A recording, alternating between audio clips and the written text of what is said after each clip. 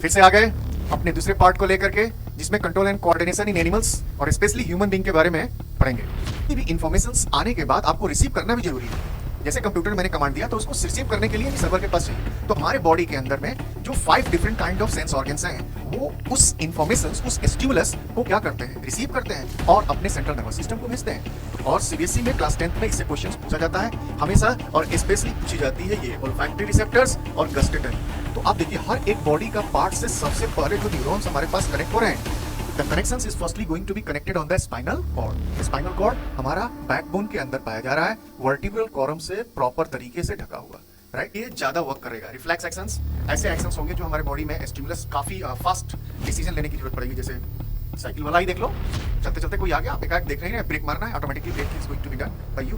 This one is going to be controlled by the spinal cord. What is the 3 main parts जो हम लोगों ने देखा अभी? 3 मेन पार्ट्स है। फोरब्रेन, आगे के पोर्शंस को हम लोग बोलते हैं फोरब्रेन। मीट के पोर्शंस जो बीच का है उसे मीट पोर्शन या मीट ब्रेन, और पीछे के पोर्शंस को हम लोग बोलते हैं क्या? Hind brain. कंट्रोल का मतलब समझ लो, कभी कभी लोग बहुत छोटे हो जाते हैं, कुछ लोग बड़े हो जाते हैं, बहुत हाइट बड़ी हो जाती है, कुछ छोटा हो जाएगा। ऐसा क्यों? ये हमारे पास हाइपोसिक्रिसिस अगर हो रहा है किसी भी हमारे थायरॉक्सिन हार्मोन्स का, तो वहाँ पे हमारी ग्रोथ आप देखते हो उस इंडिविजुअल का क्या हो जाता है, कम हो जाता है।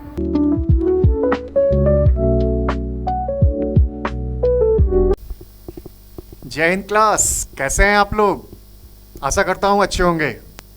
हम लोग फिर से आ गए अपने दूसरे पार्ट को लेकर के, जिसमें control and coordination in animals और स्पेशली ह्यूमन बीइंग के बारे में पढ़ेंगे।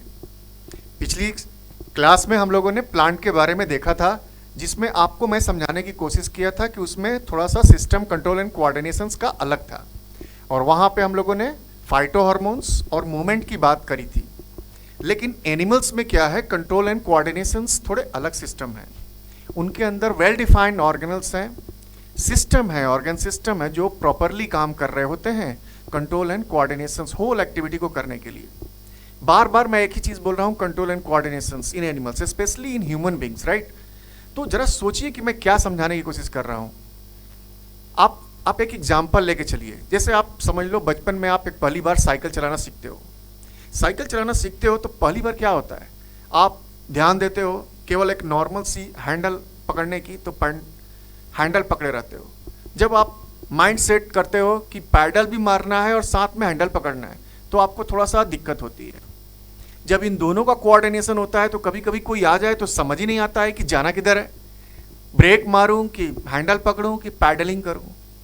यानी कि हमको एक ही गोल दिया गया कि हमें साइकिल चलाना सीखना है, और साइकिल चलाने के लिए हमारे पास अलग अलग ऑर्गन्स अलग अलग काम कर रहे हैं। हाथ हमारा हैंडल पकड़ रहा है, पैर हमारा पैडलिंग का काम कर रहा है, आंख से हम देख रहे हैं, और ब्रेन हमारा यूटिलाइज कर रहा है कि किस तरह के एक्शंस को एक साथ करना है या नहीं करना है।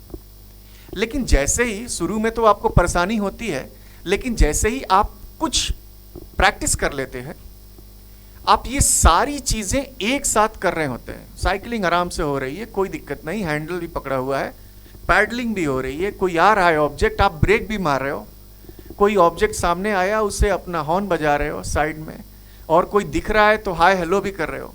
यानी कि एक ही साथ एक ही काम के अंदर group of multiple organs are involve हो रहे हैं, और वो हमारा एक काम को करने में मदद कर रहे हैं साइकिलिंग के लिए। यानी कि एक कोई ना कोई सिस्टम है जो हर एक बॉडी ऑर्गन्स को पूरी की पूरी कंट्रोल कर रहा है, और साथ में उसको इंस्ट्रक्शंस, एक मैसेज भी दे रहा है, जिससे कि हर एक एक्शंस को सिंक्रोनाइज वे में 1 by 1 तरीके से according to the needs control भी किया जाए, और कम्युनिकेट भी किया जाए, कोऑर्डिनेट भी किया जाए, और टास्क को कंप्लीट कर लिया जाए। तो यही चीज आपके बॉडी के अंदर भी सेम, आप साइकिलिंग सीख लिए, उसी तरह बॉडी का भी हमारा काम है लाइफ प्रोसेसेस को चलाना। तो बॉडी के अंदर जो लाइफ प्रोसेसेस को चलाने के लिए ह्यूमन बींग्स में जब आप एंटर करते हो, तो इसमें हमारे पास बहुत सारे सिस्टम बने हुए हैं। बड़ा ही यूनिक सिस्टम है ये, नेचर का बहुत ही यूनिक सिस्टम। एक और एग्जांपल मैं देने की कोशिश कर रहा हूँ। जैसे आप समझो आज का युग हमारा इलेक्ट्रॉनिक है, 4th जनरेशन 5th जनरेशन में आ गया। एक कंप्यूटर का एग्जांपल ले लो, सिंपल सा कंप्यूटर का एग्जांपल, जहाँ सर्वर हमसे बहुत दूर है।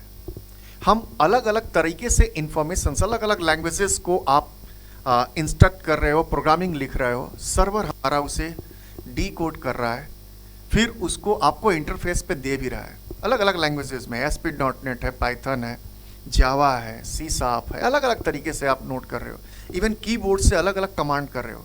लेकिन आप लोग बचपन से ही पढ़े हुए हो कि जो सर्वर है, हमारा कंप्यूटर है, केवल एक ही लैंग्वेज जानता है, बाइनरी 0-1 की लैंग्वेज जान रहा है। तो ऐसा क्या चीज़ है, there is a something inside it, यानी कि कोई ना कोई ऐसा हमारा इंटरप्रेटर है, कन्वर्टर है, जो उसकी हमारी लैंग्वेज को या अलग तरह की लैंग्वेज को एक मशीन लैंग्वेज में कन्वर्ट करती है। उसी तरह कंट्रोल एंड कोऑर्डिनेशंस के लिए भी हमारे बॉडी के अंदर इस तरह की कुछ केमिकल्स होंगे जो जिस लैंग्वेज में हमारी कंट्रोल यूनिट, जिसे सेंट्रल नर्वस सिस्टम CNS के रूप में जानते हैं, स्पाइनल कॉर्ड और ब्रेन है, वहां तक पहुंचने के लिए कुछ एक ऐसी केमिकल कन्वर्ट होगी जो इलेक्ट्रिक इंपल्स में कन्वर्ट होगी, इंफॉर्मेशंस में कन्वर्ट होगी और हमारे सेंट्रल नर्वस सिस्टम तक पहुंचेगी, राइट। फिर वो उसको अपनी लैंग्वेज में करेगा और उसको फिर से इंटरप्रेट करके अपने लैंग्वेज में आकर के आपको समझाएगा भी। जिस तरह आपका सर्वर जो एक IT का है, किसी भी लैंग्वेज में दे रहे हो, लेकिन जवाब अंत में आपको उसी लैंग्वेज के थ्रू वापस में मिल रहा है। तो ये सारी चीज़ें हैं जो इंफॉर्मेशंस जो आपकी स्टिमुलस के रूप में होती है, काइंड ऑफ इंफॉर्मेशंस हम इन्वायरमेंट से लेते हैं और वो इंफॉर्मेशंस हमारे ब्रेन तक पहुंचती है, हमारे स्पाइनल कॉर्ड तक, और वो न्यूरॉन्स के थ्रू जा रही है और वहाँ से इंफॉर्मेशंस अलग तरह के वन वे कम्युनिकेशंस के थ्रू ब्रेन से भी वापस हमारे उस ऑर्गन तक पहुँचेगा और एक प्रॉपर एक्शन के साथ प्रॉपर रिस्पॉन्स भी होंगे और कोई भी एक्शंस कंप्लीट होगा। तो इस चैप्टर में थोड़ा सा सतर्क रहने की ज़रूरत है, थोड़ा कॉन्सेप्ट को समझने की ज़रूरत है, आप बहुत ही इजी वे में समझ जाओगे, ठीक है। तो चलिए स्टार्ट करते हैं। जैसा मैंने बताया कि ह्यूमन बीइंग में हमारे पास अलग तरह के सिस्टम पड़े हुए हैं जो कि हम 1 बाय 1 करके समझेंगे। जैसे कि वेल डेवलप्ड ऑर्गन्स प्रेजेंट होते हैं हमारे दोनों काम के लिए, कंट्रोल और कोऑर्डिनेट के लिए, यानी कि किसी भी टास्क को करने के लिए हमारे पास हमेशा यही होता है, एक थिंक टैंक होगा, साथ में कुछ और भी रिसोर्सेज होंगे, उन सबको सिंक्रोनाइज करेंगे और अपने टास्क को कंप्लीट की जाएगी। हमारा बॉडी भी कुछ उसी तरह का काम कर रहा है, एक प्रॉपर एक सिस्टम है और उस सिस्टम के अंदर छोटे छोटे सब सिस्टम काम कर रहे हैं डिफरेंट ऑर्गन्स के रूप में और वो अपने टास्क को कंप्लीट करते हैं।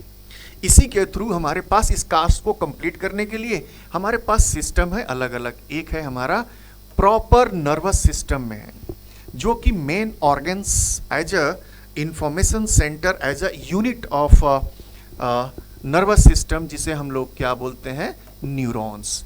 हमारे पास मिलियंस ऑफ न्यूरॉन्स पड़े हुए हैं बॉडी के अंदर, एक पूरी बॉडी के अंदर, पूरी बॉडी में फैला हुआ। स्पाइनल कॉर्ड से ब्रेन और हर एक बॉडी पार्ट में न्यूरॉन्स का एक नेटवर्क है, प्रॉपर नेटवर्क, बहुत ही यूनिक तरीके का।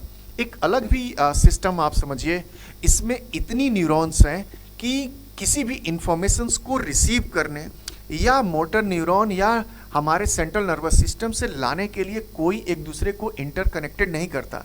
हमेशा इंफॉर्मेशंस वन वे में मूव करती है, यूनिडायरेक्शनल मूवमेंट होता है। या तो सेंसरी ऑर्गन से हमारे सेंट्रल नर्वस सिस्टम तक जाएगा या फिर सेंट्रल नर्वस सिस्टम से हमारे दूसरे बॉडी तक जाएगा, जहां पे एक्शंस के रिगार्डिंग रिस्पॉन्सेज होंगे through the effector of body muscles, right. तो ये सारा इसके बीच का काम करता है क्या, न्यूरॉन्स। जैसे अगर नहीं समझ आ रहा है तो सिंपल सा समझिए, आपके घरों में लाइट है, आपने जैसे ही स्विच ऑन किया, स्विच ऑन करते हो तो वायरिंग के रूप में आपके पास पड़ा हुआ है वायर, जो करंट को क्या कर रहा है, फ्लो करा रहा है यहाँ से वहाँ, और वो इफेक्टिव रूप में जाके बल्ब ब्लो करना स्टार्ट कर देता है। यानी कि हमारे भी बॉडी में कुछ ऐसे तरह के सिस्टम हैं जो वायरिंग के फॉर्म में है, जिसको हम लोग न्यूरॉन्स या नर्वस सिस्टम करते हैं, जो क्या करता है, इंफॉर्मेशंस को कैरी करता है या तो बाहर के इन्वायरमेंट से और एक central nervous system, spinal cord और ब्रेन के द्वारा हमारे जितने बॉडी पार्ट के ऑर्गन्स तक। और ये सिस्टम थोड़ा यूनिक ही है, बहुत ही यूनिक, क्योंकि ये न्यूरॉन्स है। आपके पास वायर में ऐसा होगा कि कहीं पे भी कट लग जाएगी तो वायरिंग कंप्लीट नहीं होती है, वो फ्लो टूट जाता है, इलेक्ट्रॉन का मूवमेंट रुक जाता है, इलेक्ट्रिसिटी पास आउट नहीं होती। लेकिन हमारी न्यूरॉन्स एक बहुत ही हाई लेवल की है, अलग लेवल पे चल रहा है यहाँ। यहाँ तो न्यूरॉन्स छोटे भी हो सकते हैं, बड़े भी हो सकते हैं, बीच में गैप भी है, और फिर भी इंफॉर्मेशंस एक नॉर्मल इलेक्ट्रिसिटी के इंफॉर्मेशंस ट्रांसपोर्ट से उससे कई गुना ज़्यादा चलता है और कभी ब्रेक भी नहीं होगा। कैसे करता है उसको हम लोग समझेंगे। तो ये सारी सिस्टम हम लोग देखेंगे नर्वस सिस्टम के थ्रू। इसी में जो मेन पार्ट जो कंट्रोल एंड कोऑर्डिनेशंस का जो हमारा सीएनएस पार्ट कहलाता है, सेंट्रल नर्वस सिस्टम, जिसमें मेन पार्ट है ब्रेन और स्पाइनल कॉर्ड को देखेंगे, राइट। क्योंकि आप देखोगे कि आपकी पूरी बॉडी की जितनी भी नर्व्स है, बॉडी पार्ट, सबसे पहले वर्टिब्रल कॉलम के अंदर जो बैकबोन है वहाँ पे हमारे पास स्पाइनल कॉर्ड है और वहाँ से कनेक्ट होते हैं, और ये फिर ये मेडुला ऑब्लंगाटा से होते हुए हमारे ब्रेन को जाके कनेक्ट हो जाएगा, राइट। तो मेन ऑर्गन्स तो ब्रेन है, लेकिन फर्स्टली इंफॉर्मेशंस जितने भी बॉडी से कहीं से भी आ रही है वो हमारे पास मिलती है कहाँ, स्पाइनल कॉर्ड में। तो इसको हम लोग सेकेंड पार्ट में देखेंगे।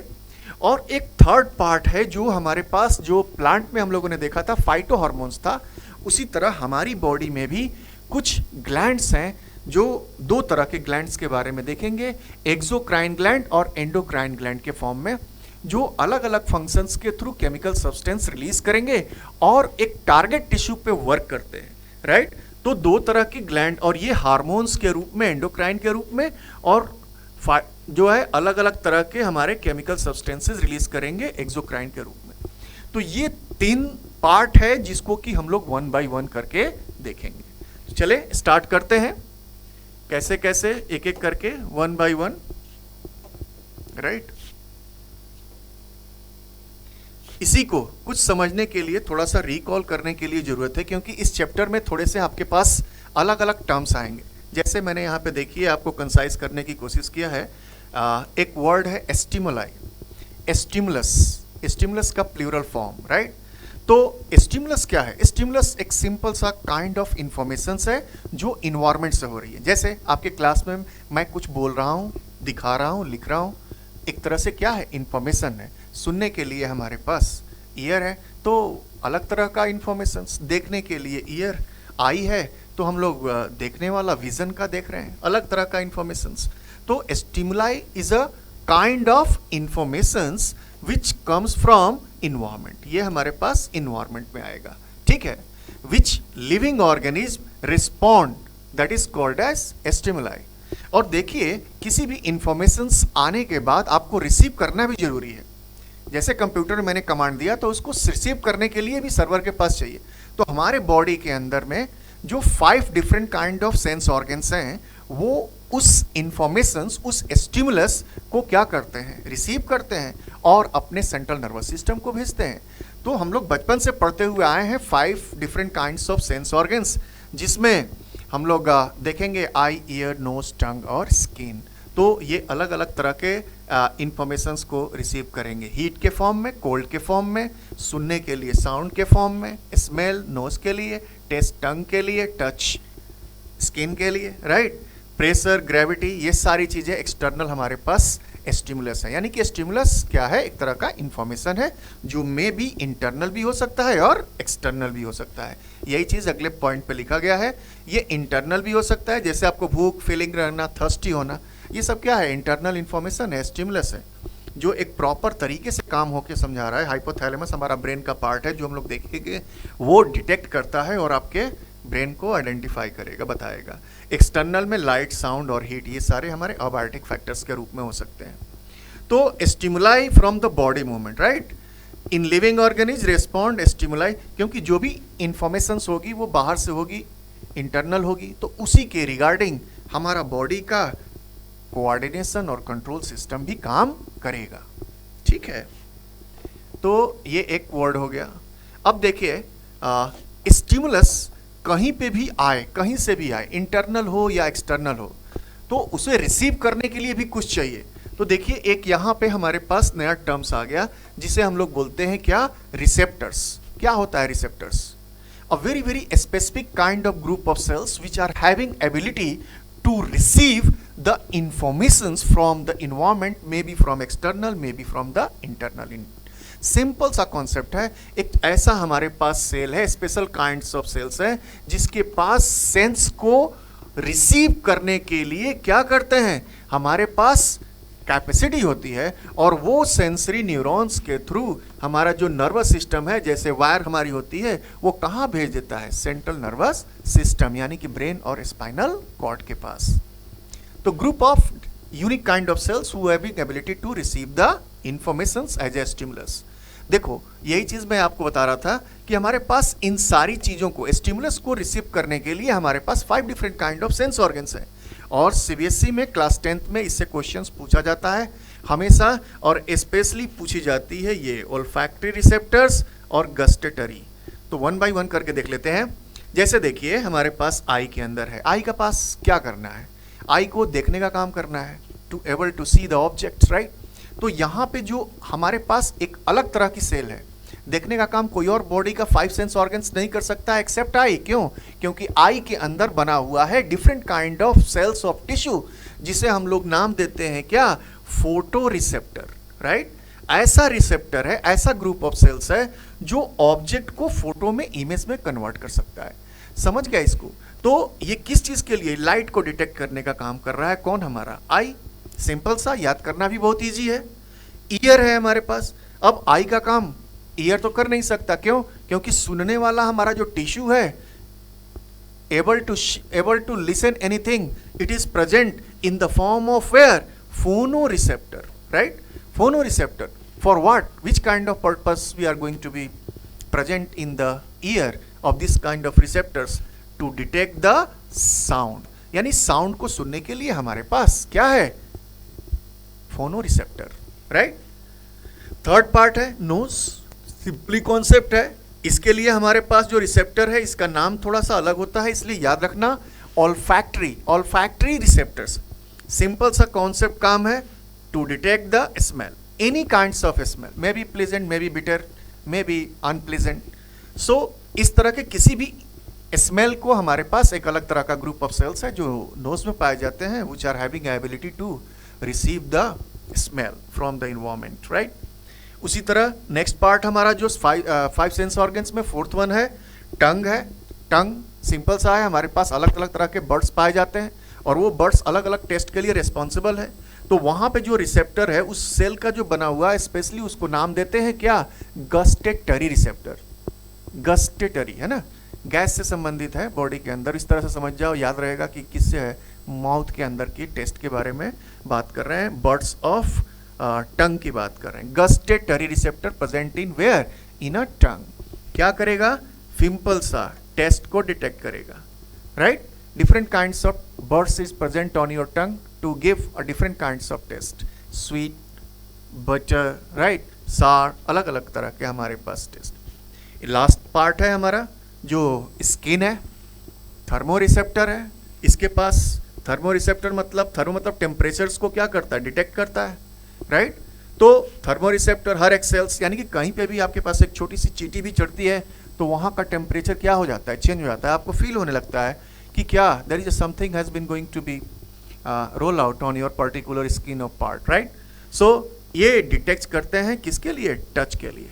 So there is a 5 different kinds of sense organs having a different kinds of receptor to identify the stimulus which is comes from the maybe internal or maybe external, right? Simple concept है, एक बार देख लीजिए, उसके बाद कर लीजिएगा। इसी के संदर्भ में एक नेक्स्ट पार्ट है हमारे पास, इफेक्टर्स का कॉन्सेप्ट है। जैसे किसी भी चीज़ को रेस्पॉन्स करने के लिए हमारे पास 3 चीज़ें हैं। एक तो हमारे पास हमारा पढ़े हम लोग क्या? Sensory organs, right. Sensory organs में हमारे पास अलग अलग तरह के क्या थे? रिसेप्टर्स थे। तो रिसेप्टर्स क्या होता था? ग्रुप ऑफ सेल्स होते थे जो क्या करते हैं? रिसीव इंफॉर्मेशंस करते हैं। सेंसरी ऑर्गन्स क्या करते हैं? इसके थ्रू रिसीव करते हैं। क्या करते हैं? रिसीव क्या? स्टिमुलस, कोई भी स्टिमुलस हो गया तो ये एक ले जाते हैं हमारे पास अलग तरह का, बीच का हमारे पास पोर्शंस है, ये क्या करेगा? न्यूरॉन्स होगा जो कि हमारे सीएनएस को लेके जाएगा। तो अलग तरह का न्यूरॉन है ये, इसको हम लोग बोलते हैं क्या? Sensory neurons, the kind of neurons which is arises from the sense organs. और यहाँ भेज दिया कहाँ? सीएनएस के पास। सीएनएस में हम लोगों ने 2 ही चीज़ पढ़ा है, एक है स्पाइनल कॉर्ड और दूसरा है हमारे पास क्या? Brain, right.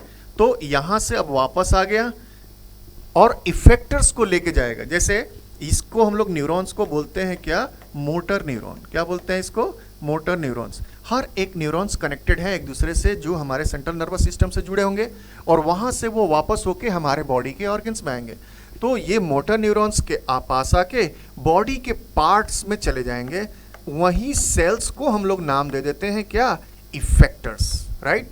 जो यहाँ पे आपको देखने को मिल रहा है कि what is effectors, these are the muscles and glands. दो चीजें आपको देखने को मिलेगी यहाँ पे, मसल्स होंगे और ग्लैंड्स होंगे, क्योंकि हमारे पास जो मसल्स हैं वो भी टिश्यू से बने हुए हैं, और ग्रुप ऑफ टिश्यू जो अगर क्यूबोइडल है, ग्लैंडुलर है, जब टिश्यू बना देते हैं तो ग्लैंड्स बन जाते हैं, और उसी ग्लैंड से बन के हमारा अगला पोर्शंस जो हम लोगों ने देखा था, glands with exocrine as well as endocrine gland, वो ग्लैंड्स बन जाएगा। जब ग्लैंड्स बन जाएगा तो कोई ना कोई सब्सटेंस को क्या करेगा, सीक्रेट करेगा।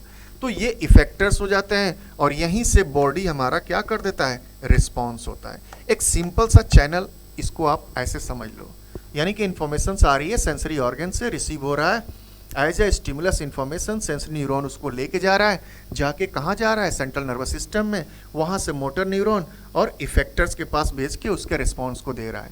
यहाँ ब्रेन के अंदर एक अलग तरह के भी हमारे पास होती है, इंटर न्यूरॉन बोलते हैं, जो क्या करता है, इस इंफॉर्मेशंस को डिकोड करके यहाँ पे भेजता है, ठीक है। तो ब्रेन को क्या करना है, ये ऐसे चलेगा। तो इफेक्टर्स हमारा सिंपल है, the muscles and glands which response the informations from the, याद रखना इसको, कहाँ से, ये सीएनएस से है, राइट। यानी कि इसमें दो चीजें हैं, स्पाइनल कॉर्ड और ब्रेन, और ये कैसे लेके आ रहा है, through the motor neuron. Is it clear to everyone? आशा कर रहा हूं सही है। All effectors are stimulated by a nerves that is called as innervated, right. इस तरह के हमारे वर्ड्स को याद रखिए, कैसे काम चल रहा है, ठीक है। नेक्स्ट वन देखते हैं, सिंपल, इसी को समझाने के लिए हमने एक छोटा सा दे दिया, स्टिमुलस है। स्टिमुलस में जो हम लोगों ने देखा, कोई भी इंफॉर्मेशन हो सकती है। ये क्या हमने दिया था, स्टिमुलस, याद हो जाना चाहिए आप लोगों को। यहाँ पे हमारे पास क्या है, रिसेप्टर्स है, और रिसेप्टर्स के थ्रू ये हमारा क्या है, सेंसरी न्यूरॉन या सेंसरी नर्व्स। कहाँ गया, सीएनएस, और सीएनएस से हमारे पास कहाँ से आ गया, अलग तरह का नर्व्स लेके आएगा, जो कि इंफॉर्मेशंस को एक्शंस के रिगार्डिंग पहुंचा रहा है रिस्पांस के फॉर्म में, कहाँ पे, इफेक्टर्स के रूप में, राइट। और यहाँ पे हमारा क्या बन गया, रिस्पांस। ये अगर ये चैनल आपको समझ आ रहा है तो आपको इजी हो जाना है, ये कोई चीज़ दिक्कत नहीं होगी, ठीक है। चलिए let's move the next part of the slide. कुछ न्यूरॉन्स को समझने के लिए भी है, जिसको कि हम लोग वन बाय वन करके समझ देते हैं। अलग अलग नाम्स आपको देखने को मिलेगा इस चैप्टर में, तो कुछ कुछ अब फेमिलियर भी आप ऑलरेडी हो चुके होंगे। जैसे हमने अभी नाम दे दिया सेंसरी न्यूरॉन, क्या होना चाहिए, the kind of neurons which is arises from the sensory organs, right. Neurons which carry informations from the receptors, right. और रिसेप्टर्स कहाँ पाया जा रहा है, सेंस ऑर्गन्स में, कहाँ लेके जाएगा, to the CNS. The kind of particular neurons which having received informations from sensory organs through the sensory receptors and send it to the central nervous system. This kind of nerves is called sensory neurons, right? Second part, motor neuron. Already मैंने पिछली slide में भी समझाने की कोशिश किया था. The neurons which carry informations.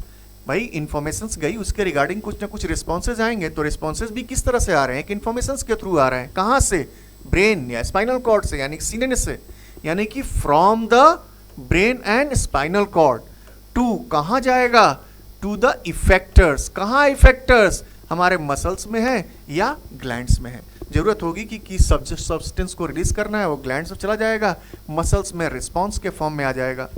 दोनों काम कर रहा है। इसको कैरी कौन कर रहा है, motor neurons, right. Relay neuron, relay neuron present in CNS, may be a spinal cord, may be in a brain. So when the sensory neuron connected with the motor neuron, one neurons has been present between both of them, which in the CNS, that is called as relay and interneuron. ये neuron क्या करेगा, informations according to the actions वो decide करेगा brain और spinal cord के through, और relay कर देगा इंफॉर्मेशन कि आपको इस एक्शंस के साथ ये रिस्पॉन्स करना है, ठीक है। सामने आ गया, ब्रेक मारना है तो ब्रेक मारना। साइकिल में मैंने समझाया, कोई ऑब्जेक्ट सामने आया, क्या है, इंफॉर्मेशन, ब्रेन के पास गया, एनालाइज हुआ, क्या करना है भाई, रिस्पॉन्स करना है, तो रिस्पॉन्स कर दिया। मोटर न्यूरॉन्स के थ्रू रिले न्यूरॉन ने डिसीजन ले लिया कि ब्रेक को क्या करो, एक्टिव करो, तो ये काम कर रहा है हमारा relay neuron. It is a type of nerve cells that act as a connector in the CNS, right. And ये क्या कर रहा है, रिलेइंग, क्या करता है, relaying signals between sensory neuron which carry from the informations receptors and motor neurons which carry informations to the muscles or glands, right. connector between the sensory and motor neuron, एक हमारा connector का काम कर रहा है, क्या कर रहा है, कनेक्टर का काम कर रहा है, राइट। प्रेजेंट इन कहाँ पाया जाता है, सीएनएस के अंदर, यानी कि ब्रेन और स्पाइनल कॉर्ड के बीच में। किस लिए पाया जा रहा है, क्योंकि वो डिसीजन को लेना है, क्योंकि हमारे पास दो चीज़ें पढ़ना है ना, कंट्रोल और कोऑर्डिनेशंस। तो एक्शन के रिगार्डिंग कुछ ना कुछ एक्शंस के साथ रिएक्शंस करना है, किस तरह का एक्शन, रिएक्शन, एक्शंस के अगेंस्ट रिएक्शन करना है, वो डिफाइन कर रहा है हमारा कौन, सीएनएस, और उसके इंफॉर्मेशंस को पास कर रहा है, कौन कर रहा है, हमारा रिले न्यूरॉन यानी कि इंटर न्यूरॉन, राइट। अब देखिए यहाँ पे ह्यूमन नर्वस सिस्टम की बात कर रहे हैं, जो हम लोगों को पहले ही आपकी स्लाइड में मैंने बताया, मिलियंस ऑफ न्यूरॉन्स हमारे पास नर्वस सिस्टम में। सिंपल आप देख रहे हो, ब्रेन का पोर्शन है यहाँ पे, राइट, ब्रेन, और ये हमारा पूरा यहाँ से यहाँ तक पूरी की पूरी आप जो नेटवर्क देख रहे हो, ये सब के सब हमारे क्या है, स्पाइनल कॉर्ड। तो आप देखिए हर एक बॉडी का पार्ट से सबसे पहले जो न्यूरॉन्स हमारे पास कनेक्ट हो रहे हैं, the connections is firstly going to be connected on the spinal cord. spinal cord हमारा बैकबोन के अंदर पाया जा रहा है, वर्टिब्रल कॉलम से प्रॉपर तरीके से ढका हुआ, राइट। और यहाँ हमारा सेंटर में मेन पार्ट है जो थिंकिंग का काम करेगा, ब्रेन का काम करेगा। तो देखिए नर्वस सिस्टम में हम लोग दो तरीके से चीज़ों को समझेंगे। एक जो हम लोग बार बार बोल रहे हैं सीएनएस, ठीक है, सेंट्रल नर्वस सिस्टम, इसमें दो चीज़ों को पढ़ना है, ब्रेन और स्पाइनल कॉर्ड को। और दूसरा जो ऐसे हमारे पास नर्व्स हैं जो इनके अलावा जो भी न्यूरॉन्स पाए जा रहे हैं, नर्व सेल्स पाए जा रहे हैं, उसको हम लोगों ने नाम दे दिया क्या, पेरीफेरल नर्वस सिस्टम, जो कि क्रेनियल नर्व्स हमारे पास होंगे। अलग अलग तरह के, दो तरह के नर्व्स होंगे, एक होगा क्रेनियल नर्व्स और दूसरा होगा क्या, स्पाइनल नर्व्स। तो क्रेनियल नर्व्स ऐसे हमारे पास नर्व्स होंगे जो ब्रेन से रिलीज हो रहे होंगे, अराइज हो रहे होंगे, और स्पाइनल नर्व्स नाम से ही पता चल रहा है कि it is arising from which kind of particular CNS part, spinal cord, right. इसको वन बाय वन करके देख लीजिए। क्रेनियल नर्व्स में जो आप देख रहे हो, जो कि ब्रेन से अराइज होंगे, ये कितने पेयर्स आपको देखने को मिल रहा है, 12 pairs of nerves that is emerges directly from the brain. तो फिर डायरेक्टली होगा तो जाएगा कहाँ, देखिए सेंस ऑर्गन्स हमारे ब्रेन से जुड़ा हुआ है, तो मोस्टली सबसे पहले आई है, ईयर है, नोज है, फेस के जितने सारे हंगर, इस तरह का हैंड, इस तरह के पोर्शंस में जाएंगे। यानी कि हमारे पास brain connected to the head, neck portion, trunk portion of the region is going to be connected on those kind of nerves that is called as cranial nerves, which is arises from the brain, right. How many pairs are present on it, 12 pairs of it, right. What is the main functions, main functions simple सा कौन, informations को relay करना, they relay sensory and motor informations and controlling senses like smell, sight, taste, hearing, right. Enabling functions such as facial expression, eye movement, swallowing, controlling the internal organs. All kinds of internal organs is going to be connected from this kind of nerves that is called as cranial nerves, which is arises from the brain and which is going to be help out to make the control and coordinations, right. तो easy है, ज़्यादा परेशान होने की ज़रूरत नहीं है। Next part देखते हैं, उसी का दूसरा पार्ट पेरिफेरल नर्वस सिस्टम का, जिसमें हम लोगों ने दो देखा था, क्रेनियल और स्पाइनल नर्व। तो यहाँ पे अब नेक्स्ट पार्ट स्पाइनल की भी थोड़ी सी डिटेल्स हम लोग देख लेते हैं। स्पाइनल नर्व्स सिंपल सा है, कितना पेयर है, वहाँ 12 पेयर था, यहाँ पे आपके पास 31 pair, right.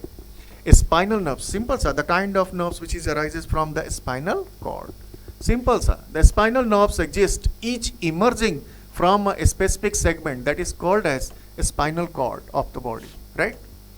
Fact functions, what is the functions are there? It facilitating communications between the brain and the rest of the body, arms, hand, legs, feet. Direct brain हमारा कनेक्टेड नहीं है, मैंने आपको पहले ही बताया कि सबसे पहले हमारे बॉडी के अंदर न्यूरॉन्स या नर्व सेल्स कहाँ से कनेक्टेड हुए हैं? स्पाइनल कॉर्ड में, और वो स्पाइनल कॉर्ड जाके फिर आपके ब्रेन से कनेक्ट होता है. तो डिसीजन लेने के लिए मेन हमारा डिसीजन का पार्ट ब्रेन होता है, जो कि हम लोग पूरी डिटेल्स में ही पढ़ेंगे. तो मोस्टली जो पहला एक्शंस हमारे पास इंफॉर्मेशंस जाती है बॉडी के अंदर, वो जाती है हमारे स्पाइनल कॉर्ड को, और वो क्या करेगा? सेंड करेगा ब्रेन से, और अकॉर्डिंग टू द एक्शन और रिएक्शन, जैसी उसकी कैपेसिटी होती है, जैसी उसकी रिस्पॉन्सेज के लिए रिक्वायरमेंट है, स्लो फास्ट, उसके एक्शंस पे डिपेंड करेगा कि कौन सा हमारा पार्ट काम करेगा, स्पाइनल कॉर्ड या ब्रेन, राइट? कुछ एक ऑटोनोमिक नर्व सेल्स हैं, देखिए हमारे पास autonomic nerve cells from your spinal cord to your lungs, heart, stomach, intestine, bladder, sex organs, ये ऑटोमेटिक चलते हैं, अपने आप होना स्टार्ट करते हैं, ठीक है? जैसे इनवॉलंटरी फंक्शंस, बॉडली फंक्शंस होते हैं. इनवॉलंटरी फंक्शंस क्या होते हैं? The kind of functions which is not need to consent the brain, automatically it is going to be done. Medulla oblongata, third part of brain, is going to be control on it, like heart beat, sneezing, peristaltic movement, this kind of actions, right? तो एक तो हो रहा है कि voluntary actions होते हैं जो बॉडी में मूवमेंट करते हैं, हमारा बॉडी सोच समझ के काम कर रहा होता है, उसको वॉलंटरी बोलते हैं. यहाँ पे क्या है? इनवॉलंटरी एक्शंस, जैसे ब्लिंकिंग ऑफ आई है, हार्ट बीट है. इसके लिए आपको कोई ज़्यादा परेशान होने की ज़रूरत नहीं है, और हमारा दिमाग भी कंट्रोल करने के लिए कोई प्रॉब्लम नहीं है, उसको ऑटोमेटिकली वो कंट्रोल होते हैं. यूरिनेशंस को रिलीज करना, this kind of functions is going to be add in the part of functions that is called as involuntary actions, right? ठीक है, अभी आप लोग इसमें देख ही लिए. अब इसमें देखिए एक सिंपल सा, क्योंकि हमारा न्यूरॉन्स आप देख ही रहे हो कि न्यूरॉन्स ही एक ऐसा कनेक्टर है जो हमारे इंफॉर्मेशंस को रिसीव भी करेगा, और अकॉर्डिंग टू द इंफॉर्मेशंस क्या रिस्पॉन्ड करना है उसको भी हमारा यही कनेक्टर है, जिसको हम लोग बोलते हैं क्या? न्यूरॉन्स, जो कि नर्व सेल्स है, और ये हमारा कनेक्टिंग सेल्स भी है जो इंफॉर्मेशंस को कैरी करेगा. तो न्यूरॉन्स हम लोग क्लास 9 में भी पढ़ चुके हैं. न्यूरॉन्स का नॉर्मल स्ट्रक्चर जो आप देखते हो ऑलरेडी आपके बोर्ड पे दिख रहा है, इस तरह से बना हुआ सेल बॉडी. हमारे पास जो इस तरह का पोर्शन, जिसको हम लोग नाम दे देते हैं डेंड्रॉइड्स, न्यूक्लियस है, सेल बॉडी, एक्सॉन, और ये एक लंबी सी आपको धागेनुमा स्ट्रक्चर दिखेगी, और वहाँ से नर्व्स खूब सारे निकले होंगे, राइट? और यहाँ पे आपको दिखता है क्या? एक्सॉन, बॉडी पार्ट है. माइलिन शीथ जो कवर होती है, मल्टी न्यूक्लिएटेड होते हैं, ठीक है? यहाँ पे खूब सारे अलग अलग सेल्स में न्यूक्लियस भी पाए जाएंगे, और साथ में नर्व एंड होते हैं. मैंने आपको बताया था जैसे आपकी इलेक्ट्रिसिटी को कनेक्ट करने के लिए प्रॉपर एक वायरिंग है, हमारे बॉडी के अंदर भी वो वायरिंग का सिस्टम है हमारा नर्व्स, राइट? और ये देखिए कभी छोटा भी हो सकता है, बड़ा भी हो सकता है, लेकिन काम करने का तरीका इसका थोड़ा बहुत ही हाई लेवल है, स्मार्ट, राइट? तो चलिए वन बाय वन करके समझते हैं. बेसिक यूनिट भी कहा जाता है, क्या है? Basic unit of nervous system, जिसे हम लोग नाम देते हैं क्या? नर्व सेल्स, या उसे हम लोग नाम दे देंगे क्या? Neurons, right? There is a very very very very, हम लोग बिलियन है भाई, बिलियन, जिस तरह हम लोगों ने किडनी में बोला था आपको 1 मिलियन नेफ्रॉन पाए जाते हैं, उसी तरह हमारे बॉडी के अंदर 100 billion neurons are present on it. बहुत है, ठीक है ना? A neurons as a cell body which includes the cell nucleus, special extensions called as the axon, जो हम लोगों ने यहाँ देखा, ये पूरा पोर्शंस क्या कहलाता है? एक्सॉन कहलाता है. ये हमारा सेल बॉडी है, इधर हमारा डेंड्रॉइड्स है, और साथ में नर्व एंड तक हमारे पास एक्सॉप टर्मिनल्स, और जैसे ही जहाँ ख़त्म होगा वहाँ पे एक और न्यूरॉन साइड हो जाएगा, और उन दोनों के बीच में गैप जो होगा उसे हम लोग नाम दे देते हैं क्या? Synapse, right? क्योंकि यहाँ पे नेटवर्क है पूरी की पूरी न्यूरॉन्स की, राइट? तो डेंड्रॉइड्स, बंडल्स ऑफ एक्सॉन, ये हमारा नर्व्स कहलाते हैं, और axon, the dendroids allow the neurons and communications even across the long distance. Actually इसको करना क्या है, इसको इन्फॉर्मेशंस को सेंसरी ऑर्गन से ब्रेन तक या स्पाइनल कॉर्ड तक पहुंचाना है और वहां से हमारे इफेक्टर्स तक पहुंचाना है, मसल्स या ग्लैंड्स तक। तो ये बीच में कनेक्टर का काम कर रहा है न्यूरॉन्स, ठीक है। ट्रांसमिशन ये सबसे इंपॉर्टेंट पार्ट है इस पूरे चैप्टर का, तो थोड़ा देर के लिए आप लोग कंसंट्रेट हो जाना, ठीक है। अगर ये समझ लो कि एक छोटा सा मैं एक रिएक्शंस देता हूँ कि मैंने कोई एक हॉट ऑब्जेक्ट या कोई भी चीज़ अपना, या मैं कोई देख रहा हूँ, अभी क्लास में ही देखते हैं ये कैसे काम कर रहा होगा। जैसे हम लोग क्लास में पढ़ रहे हैं तो कैसे काम कर रहा होगा, ठीक है। तो जैसे मान लो आप यहाँ बैठे हुए हो, हमारे पास आई हमारे पास है, ठीक है। आई से आप देख रहे हो, जैसे ही हमारे पास देख रहे हो कोई ऑब्जेक्ट के पास, तो आँख है और आँख के नीचे हमारे पास क्या हो रहा है, खूब सारे न्यूरॉन्स हैं। क्योंकि इस टॉपिक का नाम है, देखो क्या लिखा हुआ, transmission of informations through the neurons, right. ये कैसे जाके मूव कर रहा है, अगर ये समझ रहे हो तो आपको कोई प्रॉब्लम नहीं है इस चैप्टर में। सिंपल सा कॉन्सेप्ट, मैंने उसी न्यूरॉन्स जो पिछले स्लाइड में आपको दी हुई है समझाने के लिए ड्रॉ कर रहा हूँ।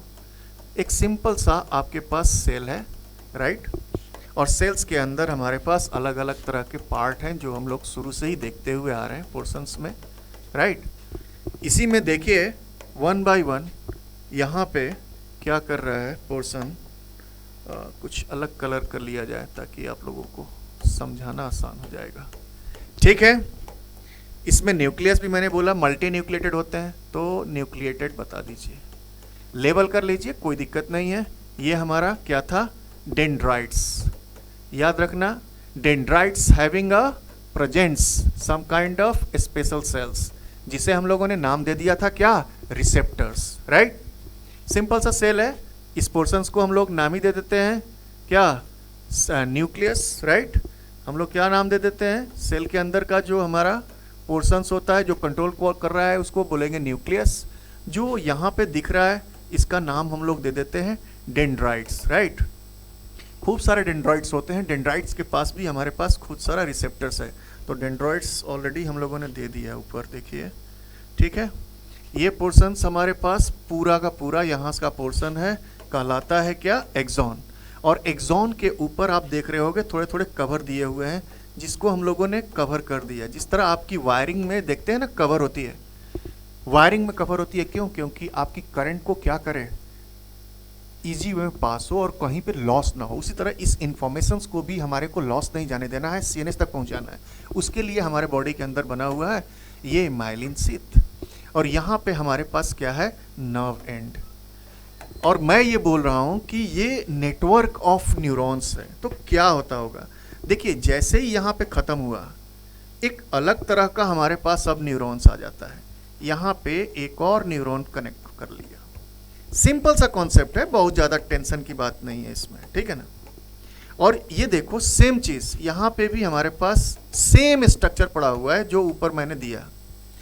इसके बीच में आप देख रहे हो थोड़ी सी अलग तरह की स्पेसेस दिखना शुरू हो गया, राइट। ये जो स्पेस आपको दिख रहा है, ठीक है, ये जो स्पेस दिख रहा है इसे ही नाम दे देते हैं सिनेप्स। क्या नाम दे दिया, सिनेप्स। इसको नाम दे दिया हम लोग synapse. Synapse is a kind of a space where one neurons connected to each other, but they are not having connected just like a wire on it. There is a having little bit of space on it. तो इसे ही हम लोग gap कर देते हैं, थोड़ी सी liquid part को यहाँ शो करके। कैसे काम कर रहा है उसको देखेंगे। इसी तरह सोचो पूरी बॉडी के अंदर ये न्यूरॉन्स हमारे आई के थ्रू बॉडी से चला गया कहाँ, मैंने बताया आपको सबसे पहले कहाँ जाएगा, स्पाइनल कॉर्ड में। और स्पाइनल कॉर्ड में जाने के बाद ये जाएगा ऊपर हमारे पास जो मेन नर्व सेंटर है, जो सारे डिसीजन को कंट्रोल कर रहा होता है, जिसे हम लोग ब्रेन बोलते हो, ठीक है। यानी कि क्या हुआ, यानी कि इंफॉर्मेशंस आई के थ्रू हमको मिला, आई के थ्रू इंफॉर्मेशंस मिला, ठीक है। तो डेंड्रॉइड्स जस्ट आपके आंख के नीचे सेल में पड़ा हुआ। तो ये कैसे करेगा, हमारे बॉडी में ये सारी चीज़ें केमिकल रिएक्शंस के फॉर्म में हो रही है। मैं पहली जो लाइफ प्रोसेस पढ़ा रहा था उसी समय से बताया, केमिकल रिएक्शंस होते हैं। तो यहाँ पे भी केमिकल रिएक्शंस बन जाएंगे। जैसे आपको मैंने बताया कि कंप्यूटर में भी हमारा जो सिस्टम है, सर्वर केवल एक ही लैंग्वेज जानता है, वो है बाइनरी। तो हमारे बॉडी के अंदर भी जो केमिकल रिएक्शंस की ही लैंग्वेज को वो आइडेंटिफाई करेगा। तो आई के पास कुछ ऑब्जेक्ट उन्होंने दिया, आपको देखा, तो ये क्या कर दिया, रिलीज कर दिया। क्या रिलीज किया? Chemical substance. क्या बोलते हैं इसको? Chemical substance, right. तो जैसे ही केमिकल सब्सटेंस रिलीज किया, और उसी के नीचे हमारे पास है क्या? न्यूरॉन्स। और न्यूरॉन्स के पास है क्या? हमारे पास डेंड्रॉइड्स। और डेंड्रॉइड्स के पास जो मैंने आपको बताया कि क्या पाया जा रहा है? रिसेप्टर्स। और रिसेप्टर्स के पास हमारी एबिलिटी होती है किसी भी इंफॉर्मेशंस को क्या करने के लिए? रिसीव करने के लिए। और यहाँ पे हमारे पास ऑब्जेक्ट को सी करने के लिए, देखने के लिए एक इंफॉर्मेशंस आई। तो ये डेंड्रॉइड्स क्या करेगा? ये सारे के सारे जो भी इंफॉर्मेशन जो केमिकल के फॉर्म में आ रहे हैं, वो कहाँ गया? सेल के अंदर ले लिया। क्या कर दिया? सेल के अंदर रिलीज कर लिया।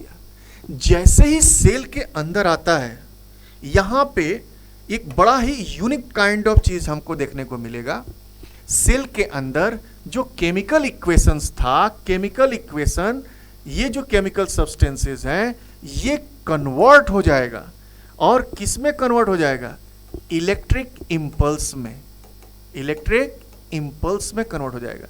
यानी कि केमिकल सब्सटेंस में रिलीज तो किया, लेकिन सेल के अंदर एक ऐसी हमारी सिस्टम है जो उस इंफॉर्मेशंस को कैसे में कन्वर्ट कर दिया? इलेक्ट्रिक इंपल्स में, जैसे तेज चलने वाली बिजली की तरह, बिजली से भी फास्ट।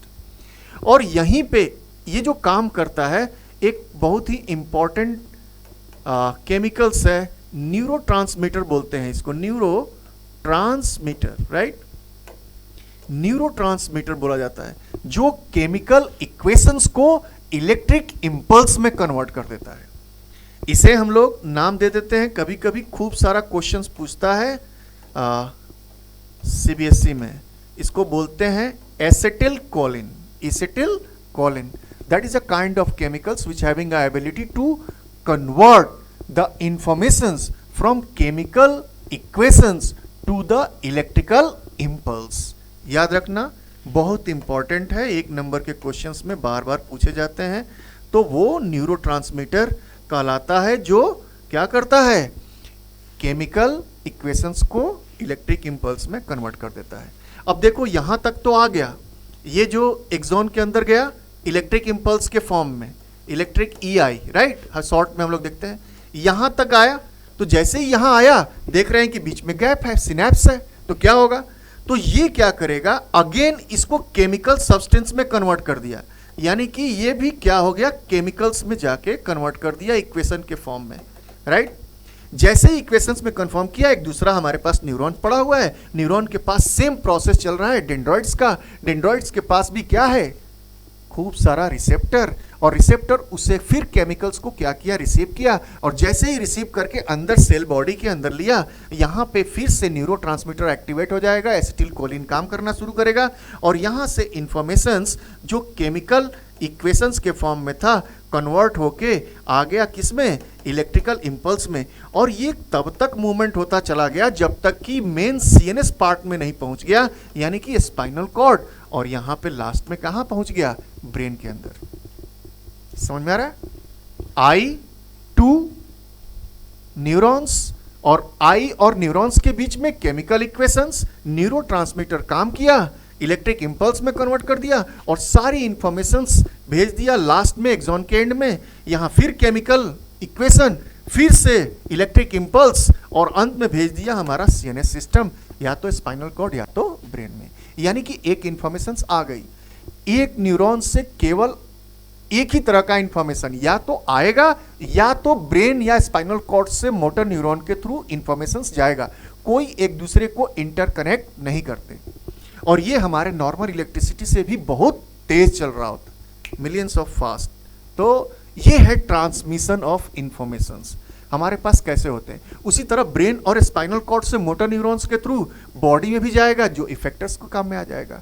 तो ये एक प्रोसेस है जो आप लोगों को आनी चाहिए कि कैसे काम कर रहा है। स्नैपशॉट इसको ले लीजिए स्क्रीनशॉट के रूप में, ताकि आपको याद रहेगा समझाने के लिए। अगर इसको समझना है एज अ फ्लो चार्ट के रूप में मैं आपको समझा देता हूँ, ठीक है। ये याद भी हो जाएगा और आप लोगों को काम भी आएगा आगे, ठीक है। जैसे मान लीजिए आप सिंपल हम लोगों ने दिया, यानी कि एक हमारी पास है क्या, sensory organs, right. Sensory organs कोई भी हो सकता है पांचों में से, आई, ईयर, नोज, ईयर, टंग, राइट।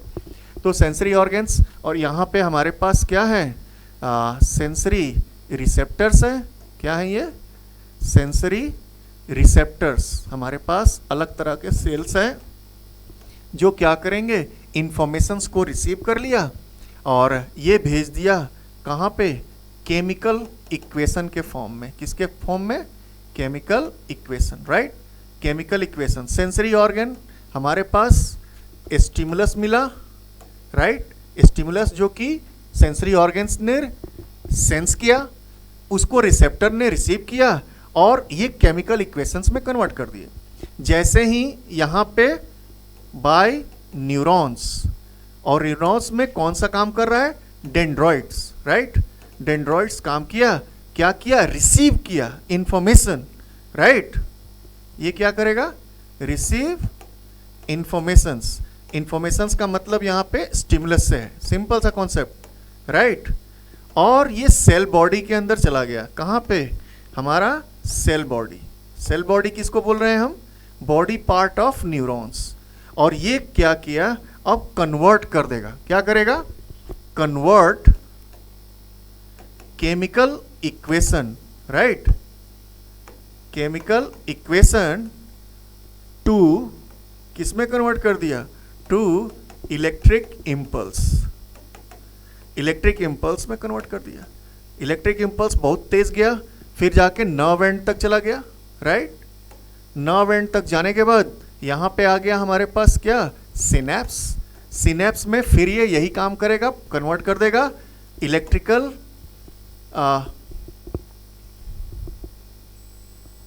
केमिकल रिएक्शंस में, राइट, केमिकल इक्वेशन में, राइट। और केमिकल इक्वेशंस फिर से क्या होंगे, डेंड्रॉइड्स वहाँ पे रिसीव कर लेंगे और ये इलेक्ट्रिक इम्पल्स में कन्वर्ट होकर के पहुँच जाएगा हमारे पास कहाँ, स्पाइनल कॉर्ड में, और लास्ट में हमारे पास कहाँ पहुँच गया, ब्रेन में। यानी कि ये हमारा स्ट्रक्चर है जो इंफॉर्मेशंस को ट्रांसमिशन करने के लिए न्यूरॉन्स कैसे हेल्प कर रहा है।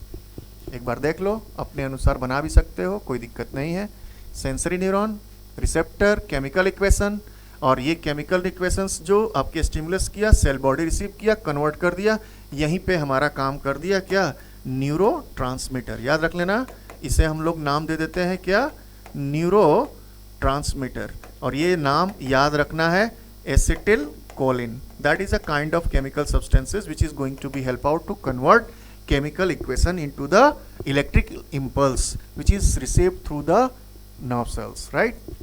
तो CNS में हम लोगों को दो चीज़ें हम लोगों को देखना है सेंट्रल नर्वस सिस्टम में, एक हमारा स्पाइनल कॉर्ड का पोर्शन और दूसरा ब्रेन। ऑलरेडी हम लोगों ने देख चुके हैं कैसे हमारा transmission of informations through the neurons is going to be takes place. तो स्पाइनल कॉर्ड हमारा जो मेन पोर्शंस है, सबसे पहला पार्ट जहाँ पे main control and coordinations part का कनेक्शंस आपको देखने को मिलेंगे, ये हमारे बैकबोन में पाए जा रहे हैं, ठीक है ना। बैकबोन के अंदर वर्टिब्रल कॉलम हमारा कवर कर रहा है इसको, राइट। और यहाँ पे हमारे पास स्पाइनल कॉर्ड है जो कि आगे हम लोग देखेंगे रिफ्लेक्स एक्शंस के लिए ज़्यादा वर्क करेगा। रिफ्लेक्स एक्शंस ऐसे एक्शंस होंगे जो हमारे बॉडी में स्टिमुलस काफ़ी फास्ट डिसीजन लेने की ज़रूरत पड़ेगी। जैसे साइकिल वाला ही देख लो, चलते चलते कोई आ गया, आप एकाएक देख रहे हैं ब्रेक मारना है, automatically brake is going to be done by you. This one is going to be control by the spinal cord. वो ब्रेन से पूछने भी नहीं गया, चलते चलते कोई नेल आपके बॉडी के अंदर चुभ जाए तो जब तक वो इन्फॉर्मेशंस ब्रेन तक आप भेजोगे तब तक तो नेल आपको चुभ जाएगा। तो ऐसे केसेस में spinal cord take the decision, वो रिले न्यूरॉन के थ्रू, मोटर न्यूरॉन्स के थ्रू उस ऑर्गन इफेक्टर तक पहुंचाएगा और वहां से वो बोलेगा सीधे अपनी पुल बैक कर लीजिए। इस तरह के एक्शंस को हम लोग देखेंगे, रिफ्लेक्स एक्शंस। और एक हम लोग उसी का दूसरा पार्ट है जो कि एक आर्क के रूप में दिखता है। इसी चीज़ को ही बोलते हो, लेकिन थोड़ा सा दिखाने के लिए आपको पूछता है अलग अलग तरह से सीबीएसई, तो इसको भी देख लेंगे। रिफ्लेक्स आर्क क्या है, और ब्रेन हमारा जो है ना मेन कंट्रोल यूनिट है, जैसा कि आप जानते ही हो, मेन कंट्रोल यूनिट, राइट। हर एक पोर्शंस का अल्टीमेट जो हमारा डिसीजन मेकिंग पावर जो भी लेगा, हमारा क्या लेगा, ब्रेन लेगा। सिंपल सा कॉन्सेप्ट है, supreme power of the control which is going to be takes place by the brain, जो आगे हम लोग ब्रेन के पोर्शंस में हम लोग अलग से पढ़ेंगे भी, जिसको कि 3 पार्ट में बांट देंगे, फोर ब्रेन, मिड ब्रेन और hind brain, right.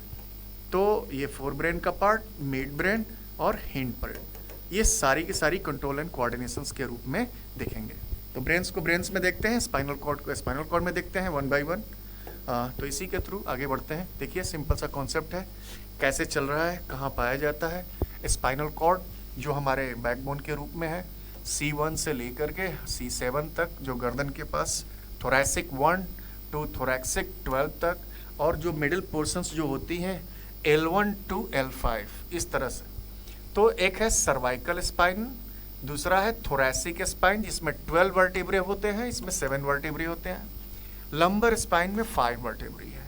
Sacrum, coccyx, ये आपके बॉडी के अंदर आपको देखने को मिलेगा बैकबोन में, जो आप एनाटॉमी आप देखते हो उसके स्ट्रक्चर के फॉर्म में, जहाँ पे स्पाइनल कॉर्ड काम कर रहा है।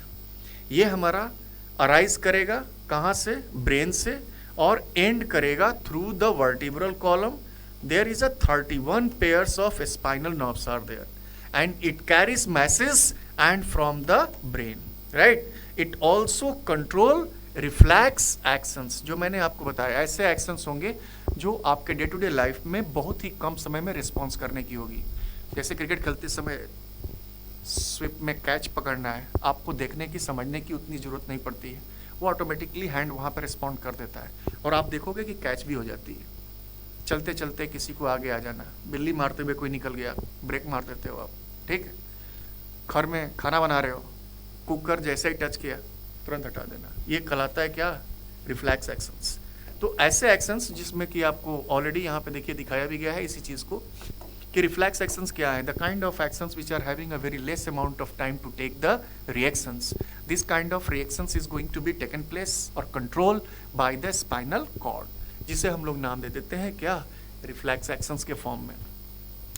It is a action is a sudden, unconscious and involuntary responses, the effectors to the stimulus, right? तो हमारे पास जो स्टिमुलस से जो भी इंफॉर्मेशन आ रही है इफेक्टर्स तक पहुंचाना, ये काम कहलाता है क्या, हमारा रिफ्लेक्स एक्शन। एग्जाम्पल में, suddenly withdraw your hands, we suddenly touches a hot object. Hot object के पास जैसे ही आपकी टच को, स्क्रीन को टच किया, तो जरा रिकॉल करो, स्किन के पास क्या रिसेप्टर, कौन सा ऐसा रिसेप्टर होता है जो टेम्परेचर्स को डिटेक्ट किया, थर्मो रिसेप्टर, राइट। तो थर्मो रिसेप्टर है हमारे पास। Reflex actions done by the spinal cord, right. जैसे हमारे पास सेंसरी न्यूरॉन जो कि हम लोग देख रहे हैं, यहाँ पे एक मैच स्टिक दिखाया गया है, आपके हाथ में जलने की कोशिश कर रहा है। तो क्या हो रहा है, यहाँ से एक इन्फॉर्मेशन, एक नर्व्स गई हमारे पास स्पाइनल कॉर्ड में, स्पाइनल कॉर्ड को हम लोगों ने देखा यहाँ पे रिले न्यूरॉन, यहाँ से मोटर न्यूरॉन, और ये हमारे कहाँ चला गया, मसल्स के पास। तो अगर ब्रेन का पोर्शंस के अंदर या स्पाइनल कॉर्ड के पोर्शन के अंदर है तो इसको हम लोगों ने नाम दे दिया CNS, और बाकी जो ये हमारा जो पोर्शंस है बॉडी पार्ट में, इसको पेरिफेरल नर्वस सिस्टम, राइट। तो ये ऐसे रिफ्लेक्स आर्क के रूप में काम करता है, ठीक है। इसका एग्जाम्पल बार बार पूछता है, तो इसको आप अगर दिखाना है तो एक सिंपली एक बार आप देख लो, सेम चीज़ जो ऑलरेडी हम लोगों ने देखा, एक रिफ्लेक्स एक्शन और आर्क दोनों एक ही साथ आप लोगों को समझा दे रहा हूँ, दोनों एक ही चीज़ है, बस केवल नाम का अंतर है, बहुत कुछ नहीं है। जैसे मान लीजिए यहाँ पे हमारे पास क्या मिल गया, हॉट ऑब्जेक्ट मिल गया। हॉट ऑब्जेक्ट के पास हमारे पास सबसे पहला जो हमारा सेंसरी ऑर्गन है क्या है, स्किन है, कोई भी हो सकता है, हैंड है मान लो यहाँ पे, ठीक है। तो स्किन के पास हमारे पास क्या था, रिसेप्टर है, स्किन के पास हमारे पास क्या है, रिसेप्टर, और ये रिसेप्टर ने क्या किया, इस तरह के रिसेप्टर को हम लोग नाम दे देते हैं क्या, thermo receptor, right. Thermo receptor ने स्किन को इंफॉर्मेशंस को रिसीव किया और ये भेज दिया, किसके थ्रू, भेज दिया हमारे पास सेंसरी न्यूरॉन्स के थ्रू। याद रखना, the kind of neurons which is arises from the sensory organs. ये न्यूरॉन है, ये ऐसे मैंने ड्रॉ करने के लिए बताया, बनता ऐसे है प्रॉपर तरीके से, ये अलग तरह का न्यूरॉन ऐसे बनता है। फिर ये चला गया कहाँ पे, स्पाइनल कॉर्ड में। मान लो स्पाइनल कॉर्ड का हमारे पास कुछ इस तरह का स्ट्रक्चर बनाते हैं, ठीक है। एक बार ट्राई करते हैं फिर से, ठीक, ऐसे बना लेते हैं, सिंपल, ठीक है। इंटरनल पोर्शंस आपके पास इस तरह से बने होते हैं, ठीक। दो तरीके की चीजें हैं इसमें, ग्रे मैटर और वाइट मैटर। आप देखोगे इस तरह से हमारे पास लिक्विड सब्सटेंसेस पड़े हुए हैं, और ये जाके सीधे इंफॉर्मेशंस हमारे पास पहुंच जाएगी कहाँ पे, इसके अंदर। यहाँ पे न्यूरॉन्स है हमारे पास, ये चला गया यहाँ पे, और यहाँ पे हमारे पास फिर से एक नया न्यूरॉन्स मिल जाएगा, और इसे हम लोग नाम दे देते हैं क्या, रिले न्यूरॉन। क्या नाम दे देते हैं, रिले न्यूरॉन, राइट। ये है सेंसरी न्यूरॉन, ये रिले न्यूरॉन, और लास्ट में सेम उसी से हमारे पास न्यूरॉन्स जो कि निकलते हुए आएंगे, कहाँ पे आएंगे, और ये आएंगे हमारे अलग तरह के न्यूरॉन्स से, जिसको हम लोग नाम दे देते हो क्या, मोटर न्यूरॉन्स। इन्फॉर्मेशंस यहाँ से आई, यहाँ से पास हुई, यहाँ चला गया, यहाँ से मोटर न्यूरॉन से हमारे पास आ गया सीधे कहाँ पे, इफेक्टर्स के पास। इफेक्टर्स क्या कहलाता था, ऑलरेडी हम लोगों ने बता दिया था कि ये हमारा कहाँ पे है, मसल्स के पास है, ठीक है ना। तो ये इन्फॉर्मेशंस हमारे पास आ गई स्पाइनल कॉर्ड से। तो यहाँ इस न्यूरॉन के अटैचमेंट और इसके बीच में एक अलग तरह का न्यूरॉन है, जिसे हम लोग नाम दे देते हैं क्या, रिले न्यूरॉन या इंटर न्यूरॉन। ये क्या करता है, हमारा डिसीजन मेकिंग में काम करता है। तो इफेक्टर के पास मसल्स पे आ गया, और मसल्स के पास ये कहाँ पे है, हैंड के पास है, और हैंड के पास हमको क्या लेना है, रिस्पॉन्स। तो रिस्पॉन्स अगर हॉट ऑब्जेक्ट है हमारे पास, तो रिस्पॉन्स में क्या हमारे पास हो गया, रिस्पॉन्स हमारा सिंपल हो गया कि वहाँ से उस हैंड को क्या करो, रिमूव हैंड क्विकली, राइट। तो ये एक रिस्पॉन्स हो गया। तो अब देख रहे हो इस तरह से चल रहा है हमारा रिफ्लेक्स एक्शंस का काम, और सेंट्रल नर्वस सिस्टम में स्पाइनल कॉर्ड क्या कर रहा है, इस एक्शंस को कंट्रोल कर रहा है। हॉट ऑब्जेक्ट मिला, स्किन के पास है, रिसेप्टर, रिसेप्टर में कौन सा है, थर्मो रिसेप्टर। सेंसरी न्यूरॉन, एक मैं ऑलरेडी बता दिया, ऐसा न्यूरॉन है जो सेंसरी ऑर्गन से रिलीज होता है। कहाँ तक गया आपके पास, central nervous system spinal cord के पास। वहाँ पे हमारे पास जो ब्लू वाली मैंने कलर बताई है वो है क्या, रिले न्यूरॉन, जो कि इस कनेक्टर का काम करता है, सेंसरी न्यूरॉन और किसको, मोटर न्यूरॉन को। और यहाँ से इंफॉर्मेशंस के अगेंस्ट जो भी रिस्पॉन्स होगा वो इस न्यूरॉन्स के थ्रू कहाँ चला गया, इफेक्टर्स के पास, मसल्स के पास, और रिस्पॉन्स में हैंड वहाँ से क्या कर दिया, हटा दिया गया। तो ये एक कहानी है हमारी सिंपल सा, जिसको हम लोग क्या नाम दे देते हो, रिफ्लेक्स आर्क। तो इसे आप लोग स्क्रीनशॉट ले लीजिए, बनाने को देता है सीबीएसई, पूछता है। और एक आप ध्यान से अगर इसको देखिए तो आप एक देखो, जिस तरह आप लोग प्रोटेक्टर से जिस तरह एक आर्क बनाते हो, ये देखो एक आर्क के रूप में बन रहा है, लाइक दिस वन। यहाँ से स्टार्ट हुआ, यहाँ से आया, यहाँ से इंफॉर्मेशन हो गई। तो ये एक आपकी जब सर्कल बना रहे होते हैं तो एक आर्क के रूप में दिखने लगता है। इसीलिए इस तरह के एक्शंस को हम लोग नाम दे देते हैं रिफ्लेक्स एक्शन या रिफ्लेक्स आर्क, राइट। तो ये सारी चीजें हम लोग इसके थ्रू देखेंगे, ठीक है। इसी को आगे भी आपको डायग्राम के थ्रू दिखाया गया है, आप देख लीजिए, जो हम लोगों ने अभी बना के देखा। रिफ्लेक्स आर्क क्या है, reflex arc is a pathway along which nerve impulse travel during the reflex actions। तो यहाँ से देखिए स्टिमुलस है हमारे पास एक रिफ्लेक्स आर्क का, so human type work together, right. तो यहाँ पे हमारे पास रिसेप्टर है, स्टिमुलस से रिसेप्टर ले लिया, सेंसरी न्यूरॉन हमारे पास न्यूरॉन्स को लेके गया कहाँ पे, स्पाइनल कॉर्ड में। स्पाइनल कॉर्ड के बीच में हमारे पास एसोसिएशन नर्व्स या न्यूरॉन है, या रिले न्यूरॉन है, इंटर न्यूरॉन आप बोल सकते हो। वहाँ से एक न्यूरॉन हमारे पास आ गया जो कि मोटर न्यूरॉन के रूप में है, राइट। ये हमारा सेंसरी न्यूरॉन, और हमारा इफेक्टर्स पे जाके क्या कर दिया, काम कर दिया कि आप क्या करो, रिस्पॉन्स दिखाओ। तो this kind of actions, this kind of pathway which is going to be utilized to stimulus to the response actions to the response, and this response is going to be moved out through the nervous system of neurons. This is called as reflex arc, right? Simple सा concept है, बहुत ज़्यादा परेशान होने की ज़रूरत नहीं है।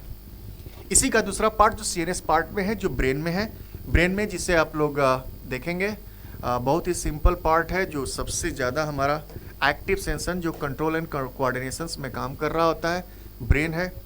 आप देखे हो ब्रेन हमारे अलग अलग तरह के पार्ट हैं। जैसे सिंपली अगर डायग्राम बनाना चाहो तो कुछ ऐसे बना भी सकते हो, कोई दिक्कत नहीं है, राइट।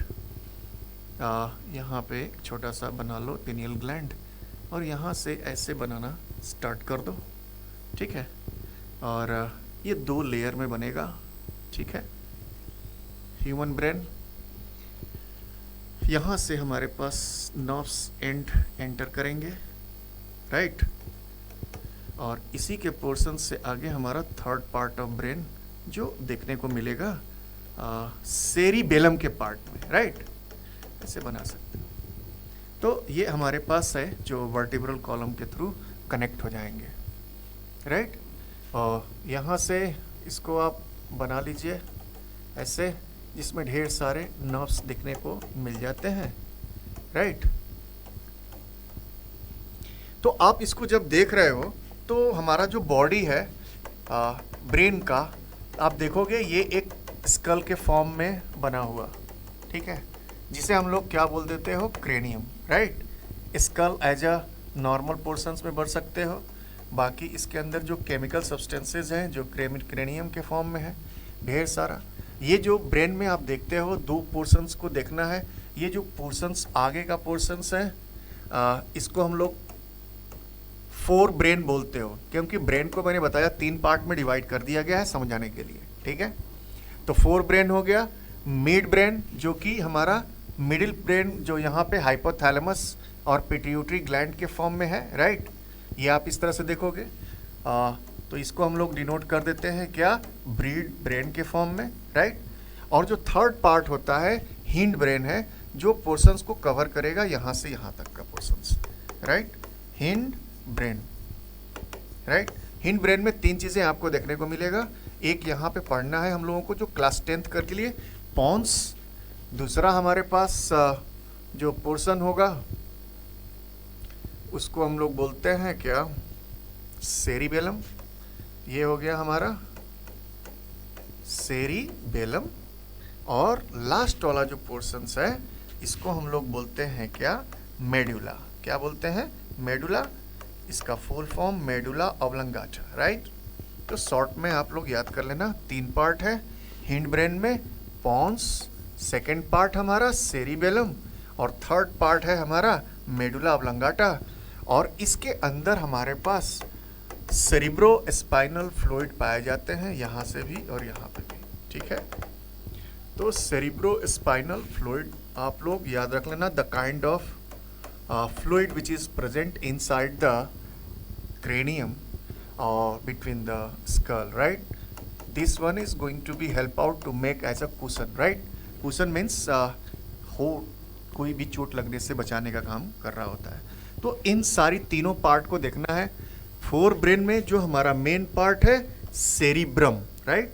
तो इसके बारे में पढ़ेंगे। सेरिब्रम बनाने को देता नहीं है मोस्टली, कभी सीबीएसई ऐसा पूछता नहीं है कि आप ड्रॉ करो, फिर भी थोड़ा बहुत ड्रॉ करने के लिए आना चाहिए आपको।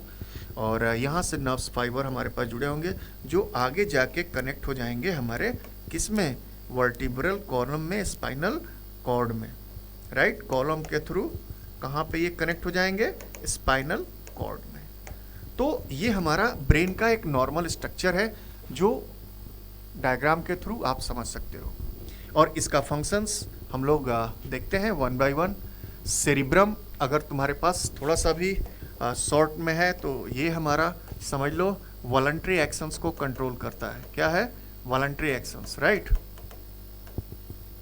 ये वाला पोर्शन शॉर्ट पोर्शन में मिड ब्रेन के बारे में क्लास 10 तक के लिए नहीं है। मेजेंसेफेलॉन वगैरह पाए जाते हैं जो रिफ्लेक्स एक्शंस को डिनोट करेगा और स्पेशली ऑडिटरी और विजुअल के लिए। और जो सेरिबेलम हमारे पास है, जो ये वाला पोर्शंस है, मेडुला ऑब्लंगाटा है और पॉन्स है, ये हमारा हिंड ब्रेन का काम है। ठीक है, तो आते हैं वन बाय वन करके समझते हैं इसके फंक्शंस को। ठीक,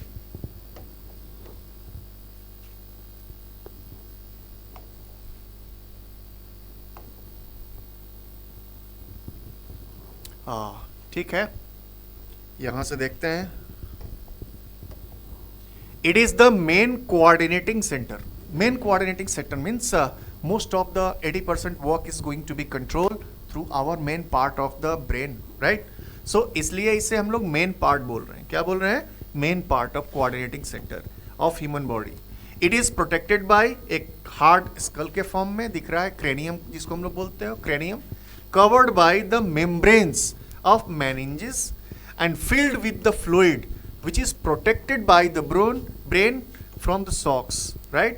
जिसको हम लोग बोलते हैं क्या? cerebrospinal fluid, right? It has the three main parts जो हम लोगों ने देखा अभी, three main parts हैं। forebrain, आगे के portions को हम लोग बोलते हैं forebrain, mid के portions जो बीच का है उसे mid portion या mid brain, और पीछे के portions को हम लोग बोलते हैं क्या? hind brain, right? So forebrain में जो main part जो काम कर रहा होता है हमारा जो होता है सेरिब्रम है। क्या है? सेरिब्रम है। सेरिब्रम देखो वॉलंटरी एक्शंस को कंट्रोल करता है। वॉलंटरी एक्शंस ऐसे एक्शंस कहे जाते हैं जो एक्शंस को करने के लिए ब्रेन के थ्रू इंस्ट्रक्शंस दिए जाते हैं, राइट? सो सेरिब्रम, ओल्फैक्टरी, अब देखो आपके आंख के पास जितने भी ब्रेन का जो पोर्शन है, जो 5 सेंस ऑर्गन्स है, मैक्सिमम कनेक्ट है हमारे आंखों को ब्रेन के थ्रू, राइट? थ्रू लिसनिंग के लिए, थ्रू स्मेल के लिए। तो ये ऑल्फैक्टरी लोब्स हमारे पास जो पाए जाते हैं वो काम कर रहे होते हैं थिंकिंग पार्ट के लिए। ब्रेन कंट्रोल करता है voluntary actions, the kind of actions which is controlled by the brain directly, right? उसको आपको बिना उसके आप कर नहीं पाएंगे, कोई भी काम को चाहिए आपको परमिशन चाहिए, राइट? तो कंट्रोल करता है ये टच को, स्मेल को, टेस्ट को, हियरिंग को, साइट को, mental activities, thinking, reasoning, memorising, emotions. आपको परमानेंट मेमोरी की जरूरत है, आपको याद करने की जरूरत है, तो इसके लिए हमारा काम करेगा कौन? Cerebrum. Lots of time has been going to ask the CBSE questions are there. क्या पूछ रहा है? पूछ रहा है सिंपल सा, आप रिमेंबर कर रहे हो, किसी भी चीज को एनालाइज कर रहे हो, रीजनिंग कर रहे हो, कैलकुलेट कर रहे हो, किस पार्ट ऑफ ब्रेन से काम किया जाएगा? सिंपल सा, फोर ब्रेन। फोर ब्रेन में कौन सा पार्ट? सेरिब्रम। सेरिब्रम है और दूसरा है सेरिबेलम, राइट? तो याद रखना अंतर है। तो ये काम हमारे पास है वॉलंटरी एक्शंस के फॉर्म में। एक लाइन में अगर आप समझो तो ये एक तरह से क्या कर रहा है? वॉलंटरी एक्शंस को कंट्रोल कर रहा है, राइट? वॉलंटरी एक्शंस वो एक्शंस होते हैं जिसमें बॉडी का मूवमेंट होती है, याद करना, रिमेंबर करना, सब कुछ को सिंक्रोनाइज करना। सॉरी। मिड ब्रेन पार्ट हमारा एक अलग तरह का पार्ट है जो थोड़ी सी पार्ट ब्रेन में देखी जाती है, मेजेंसेफेलॉन वगैरह का कॉन्सेप्ट है। इसमें रिफ्लैक्स एक्शंस का काम करते हैं। क्या करते हैं? रिफ्लैक्स मूवमेंट को कंट्रोल करते हैं। यहाँ कंफ्यूज मत होना है, इनवॉलंटरी और रिफ्लैक्स एक्शंस दोनों अलग अलग हैं। इनवॉलंटरी हमारे पास अभी ब्रेन का ही पार्ट काम करेगा जो मेडुला ऑब्लंगाटा से होगा, और रिफ्लैक्स एक्शंस थोड़े से हमारे ऑलरेडी हम लोगों ने पढ़ा है स्पाइनल कॉर्ड में, लेकिन कुछ एक फंक्शंस हैं ऑडिटरी और विजुअल, उसको हम लोग इस पार्ट में भी देख सकते हो जो मिड ब्रेन का काम करता है। एग्जाम्पल में आप सिंपल सा देखो, आप जा रहे हो कहीं पे भी, बहुत सारे किसी की व्यक्ति ने एक आदमी का नाम ले लिया, कोई भी एक नाम ले लो, अगर वो एक से ज़्यादा लोग हैं वो तुरंत रिस्पॉन्ड करते हैं, समझ रहे हैं आप? या बच्चा सोया हुआ है, उसके आप कान के नीचे कोई इस तरह से इंफॉर्मेशंस दे रहे हो साउंड के रूप में, वो झटाक से मूव करता है, उसकी गर्दन मूव हो जाती है towards the stimulus as a sound, right? तो ये भी एक तरह का क्या है? रिफ्लैक्स एक्शन है। तो ये जो दो काम है, ऑडिटरी और visual, right? Visual and auditory functions is going to be controlled by the mid brain of the body, right? So last part हमारा बनता है क्या? Hind brain. और हिंड ब्रेन में हमने तीन चीजें देखी थी, पॉन्स, सेरिबेलम और मेडुला ऑब्लंगाटा। पॉन्स एक एक करके देख लेते हैं। पॉन्स से क्वेश्चंस कई बार पूछ चुका है। ये हमारा रेस्पिरेटरी ट्रैक्ट को कंट्रोल करता है, ब्रीदिंग सिस्टम को कंट्रोल करता है। नॉर्मल हो, ब्रीदिंग सिस्टम नॉर्मल है, दौड़ना शुरू किए, फिजिकल एक्टिविटी करना शुरू कर रहे हो, your breathing rate is going to be high. क्यों? सिंपल सा, एनर्जी ज़्यादा चाहिए। एनर्जी ज़्यादा चाहिए क्यों भाई? क्योंकि एनर्जी ज़्यादा चढ़ने के लिए ब्लड का सर्कुलेशन क्या होना चाहिए? फास्ट होना चाहिए। क्यों फास्ट होगा? क्या होगा उससे? क्योंकि उसमें ग्लूकोज की मात्रा बहुत ज़्यादा जाएगी, तो ग्लूकोज को हम क्या करेंगे? ऑक्सीडाइज करेंगे और एनर्जी क्या करेंगे? प्रोड्यूस करेंगे। प्रोड्यूस किया एनर्जी, बॉडी को पहुंचा दिया, काम कंप्लीट। समझ रहे हैं? तो regulating of respiration is going to be control by the hind brain part of the brain, that is called as pons. Simple concept. Second part है हमारा सेरिबेलम। याद रखना, इसको जब मैं क्लास में पढ़ाता था कभी तो ऐसे बच्चों को याद करता था, सेरिबेलम और सेरिब्रम में कंफ्यूजन ना हो। यहाँ पे सेरिबेलम माता जी का बेलन है किचन में, आप लोग जानते हो ना, एक बार दिखा दिया किसी को तो पूरी की पूरी सब लोग डर जाते हैं। ऐसे ही हमारे बॉडी में भी वही है। सेरिबेलम मतलब the kind of particular part of the brain of hind brain which are going to be play a very important role to maintain the postures of the body, right. आप सीधा एक line पे walk कर रहे हो, right, आपको उछलने को बोला जा रहा है, उछल रहे हो, झुकने को बोल रहा है, झुक जा रहे हो, फिर भी गिर नहीं रहे हो। ये सारी की सारी प्रोसेसेस हमारे को कंट्रोल की जा रही हैं और ये हमारा पार्ट कर रहा है, जो कि कोऑर्डिनेशंस के पार्ट के रूप में हो रहा है, हिंड ब्रेन के पार्ट में हो रहा है, सेरिबेलम के पार्ट में। Cerebellum play a very very important role. ये हमारे बैलेंस ऑफ पोस्चर्स को क्या करता है, कंट्रोल करता है। दौड़ते समय आप गिरते नहीं हो, जंप लगाते हो फिर भी नहीं गिर जाते, एकाएक कोई गाड़ी आ रही है फिर भी आप बैलेंस कर रहे हो, समझ रहे हैं। तो this kind of actions is going to be control by the cerebellum, माता जी का बेलन, जिसके डर से पूरा सब सीधा रहता है। वैसे उसी तरह थर्ड पार्ट है हमारा मेडुला, मेडुला ऑब्लंगाटा। एक ने हमारा सेरिब्रम था, वॉलंटरी एक्शंस को कंट्रोल कर रहा था, एक इनवॉलंटरी को भी करेगा। तो ये मेडुला ऑब्लंगाटा क्या कर रहा है, जितने भी बॉडी के अंदर इनवॉलंटरी एक्शंस होते हैं उसको क्या करता है, ये कंट्रोल करता है। इनवॉलंटरी एक्शंस ऐसे एक्शंस कहे जाएंगे जो आपकी बॉडी में ब्रेन की डायरेक्ट पूछ के ही काम हो ऐसा कोई जरूरी नहीं, ऑटोमेटिकली ये कर देता है। जैसे ब्लड प्रेशर्स का होना, दिल का धड़कन को कंट्रोल करना, खाना को स्वॉलोइंग करना, peristaltic movement, blinking of eye, heart beat, right, sneezing आप रोक नहीं सकते, releasing of urinations, right. This kind of actions is going to be controlled by the medulla oblongata. Involuntary actions like heart beat है, इसमें breathing है, blood pressure, peristaltic movement. This is also control the central of reflex such as swallowing, coughing, sneezing and secretion of saliva of vomiting. This is also going to be controlled by the medulla oblongata, right? So these three kinds of particular hind brain part has been going to be classified in this particular topic, right? चलते हैं next part में, जहाँ पे हम लोग यानी कि हम लोगों ने तीन चीज़ें देख लिया, तीनों चीज़ों में दो चीज़ देख लिया। नर्वस सिस्टम में न्यूरॉन्स का काम देख लिया, कैसे काम कर रहा है, कैसे ट्रांसपोर्ट कर रहा है, सेंसरी न्यूरॉन का क्या काम है, मोटर न्यूरॉन का क्या काम है, सीएनएस क्या कर रहा है, पेरिफेरल नर्वस सिस्टम, सभी चीज़ें न्यूरॉन के थ्रू जो भी हमने देखा है उसके फंक्शंस को एनालाइज किया। फिर उसके बाद हम लोगों ने क्या देख रहे हैं कि ब्रेन और स्पाइनल कॉर्ड का फंक्शंस कंट्रोल एंड कोऑर्डिनेशंस में कैसे कोऑपरेट करके काम कर रहा होता है। और इसी में आप देखोगे कि कुछ ग्लैंड्स भी हमारे पास, तो ग्लैंड्स हमारे पास दो तरह के पाए जाएंगे किसी भी ह्यूमन बॉडी में, ठीक है। तो दिस वन, यस, एक होते हैं हमारे पास एक्सोक्राइन ग्लैंड होंगे और एक होंगे हमारे एंडोक्राइन ग्लैंड। ग्लैंड्स क्या होते हैं, ग्लैंड सिंपल सा है, आपके बॉडी के अंदर कुछ एपिथेलियल टिश्यू है और वो एपिथेलियल टिश्यू एक अलग शेप और साइज में है और उसके फंक्शंस भी क्या हो जाते हैं, अलग अलग हो जाते हैं। इसलिए हम लोग डिवीज़न ऑफ लेयर जब सब टिश्यू पढ़ा रहे होते हैं तो बताते हैं उसमें अलग अलग तरह के एपिथेलियल टिश्यू, जैसे ग्लैंडुलर बन गया है ना, क्यूबोइडल एपिथेलियल टिश्यू, वो ग्लैंड्स के फॉर्म में कन्वर्ट हो जाते हैं और वो ग्लैंड होंगे तो कोई ना कोई सब्सटेंस क्या करेंगे, रिलीज करेंगे, वो केमिकल सब्सटेंसेस होते हैं। Excuse me. सो ग्लैंड्स में हम लोग दो तरीके से देखेंगे। A gland is a structure of cells and tissue which secretes a specific substance in the body, right. कोई भी सब्सटेंस हो सकती है। तो टू टाइप ऑफ हमारे पास ग्लैंड्स हम लोगों को देखना होता है, एक है एक्सोक्राइन ग्लैंड और दूसरा है हमारे पास क्या है, एंडोक्राइन ग्लैंड। अब एक्सोक्राइन ग्लैंड क्या है और एंडोक्राइन ग्लैंड क्या है। एक्सो मतलब एग्जिट से संबंधित है, यानी कि ऐसा ऑर्गन्स है जिसकी बॉडी का स्ट्रक्चर थोड़ा सा बाहर की तरफ है और ऐसा नहीं है कि सारे ऑर्गन्स बाहर ही होंगे, सारे ग्लैंड्स बाहर होंगे, ऐसा नहीं। इसमें डिफ्रेंसिएशंस भी पूछता है एंडोक्राइन ग्लैंड। ये इसमें डक्ट्स पाए जाते हैं, क्या पाए जाते हैं, डक्ट्स पाए जाएंगे और ये एक पर्टिकुलर ऑर्गन पे ही क्या करेगा, पर्टिकुलर प्लेस पे ही रिलीज करेंगे अपने केमिकल सब्सटेंसेस को। एंडोक्राइन ग्लैंड हमारे बॉडी के अंदर ही मोस्टली देखने को मिलेंगे, जो आपको 10 तरह के एंडोक्राइन ग्लैंड के बारे में जाननी है क्लास 10th के लिए।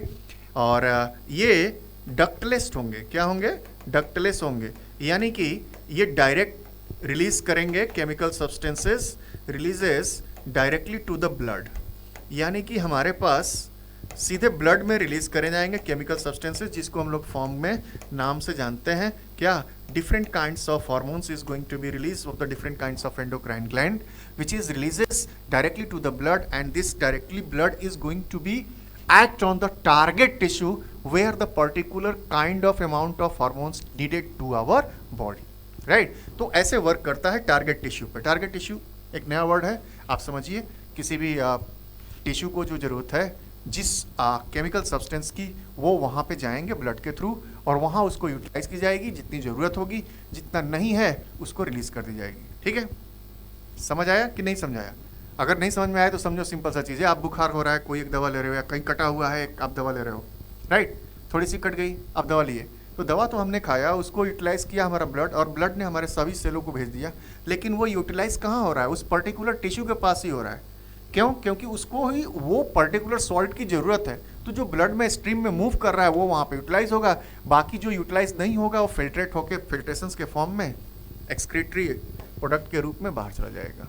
ठीक है, तो ये हमारा ग्लैंड्स का कॉन्सेप्ट है। इसी में आप देख लो दो तरीके का कॉन्सेप्ट, एक्सोक्राइन एंड एंडोक्राइन के डिफ्रेंसिएशंस का सिंपल सा कॉन्सेप्ट है, बहुत ज़्यादा इसमें डिटेल्स में भी नहीं जाना है, तो एक बार देख लेते हैं। जैसे डिफरेंसेस बिटवीन एक्सोक्राइन जो बाहर का ग्लैंड है, कौन कौन से, बहुत सारे एक्सोक्राइन का ग्लैंड का नाम आप पहले से समझ जाइए। एक्सोक्राइन ग्लैंड जो हमारे बॉडी में, जैसे हमारे पास स्किन है, सिबेसियस ग्लैंड स्वेट रिलीज कर रहा होता है। माउथ के अंदर है हमारे पास salivary gland, right? Salivary gland mouth में 3 पेयर्स में पाए जा रहे हैं, और ये रिलीज कर रहा है कहाँ? माउथ के जॉ के अंदर, यानी कि एक टारगेट टिश्यू पे ही, पर्टिकुलर प्लेस पे ही काम करेगा। ठीक है, आँख के अंदर आंसू रिलीज हो रहा है, लैक्रिमल ग्लैंड, राइट? उसी तरह हमारे पास एक्सोक्राइन ग्लैंड में बॉडी के अंदर आ रहे हो तो पैनक्रियाज भी है, तो पैनक्रियाज और टेस्टिस एंड ओवरीज भी है, तो ये दोनों ही काम करते हैं, एक्सोक्राइन ग्लैंड और एंडोक्राइन ग्लैंड भी।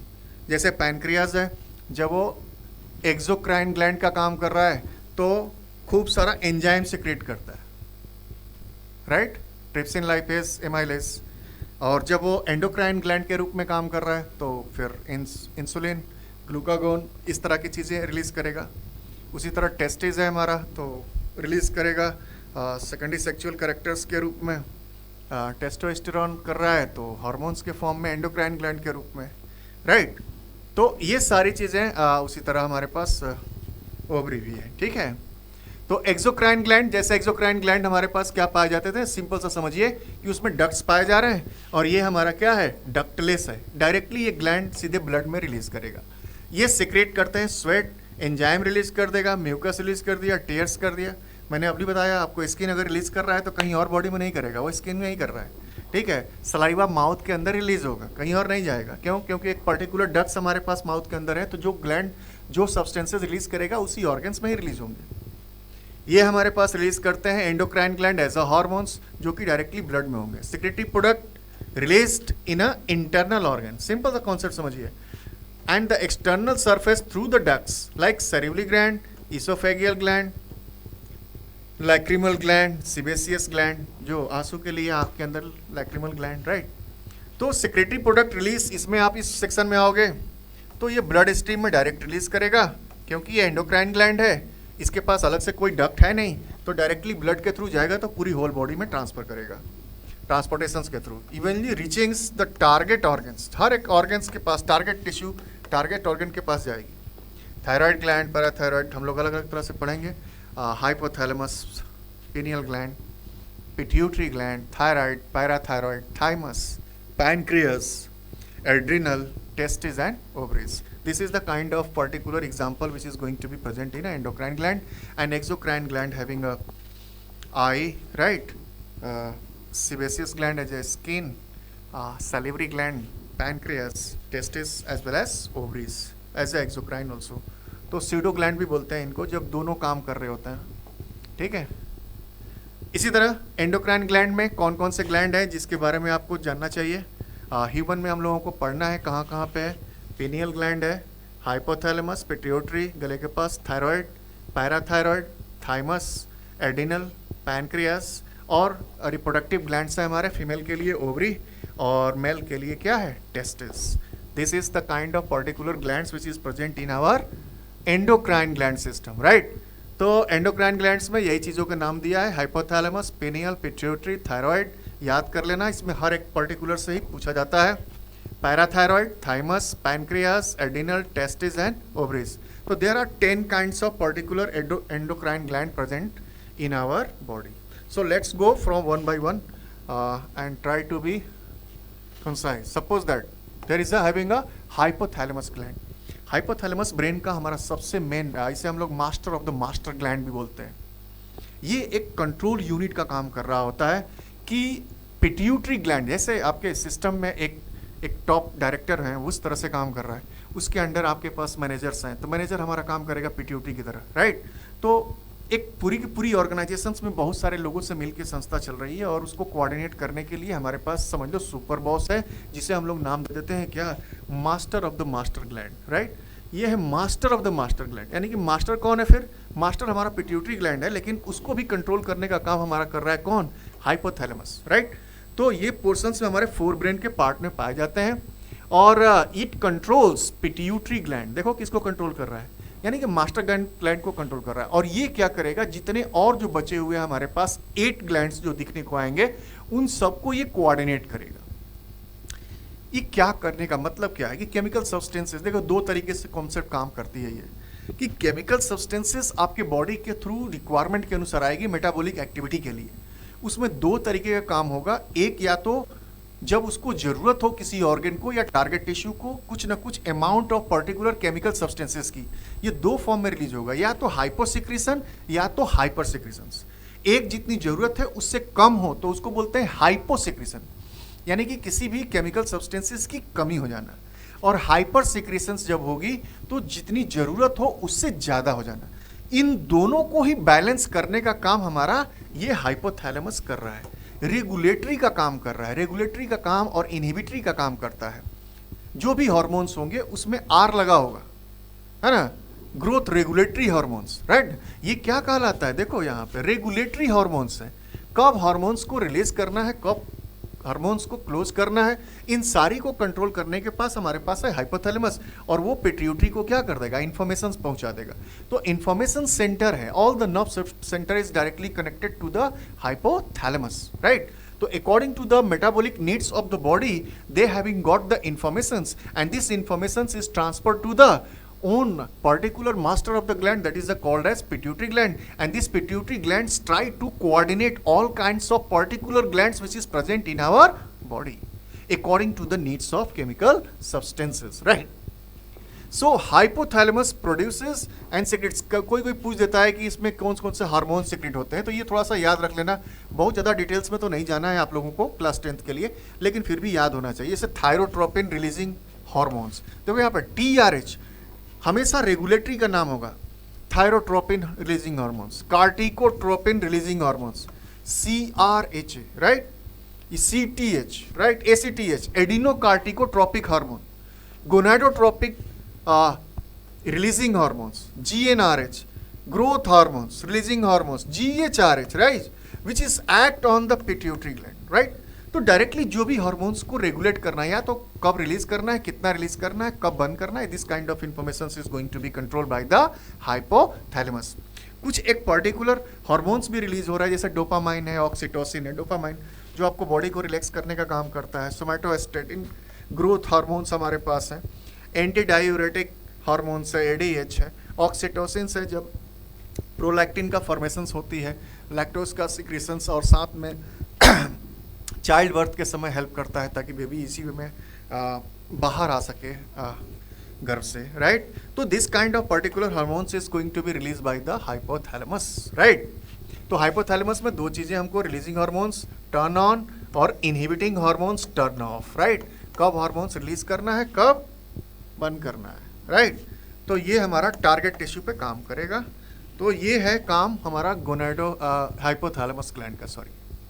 So first part is completed. The second part of particular glands which is present in our body as a human, that is called as pineal gland. क्या है ये pineal gland? कभी कभी इस gland के बारे में बताते नहीं है बुक्स में, बहुत ही सिंपल है.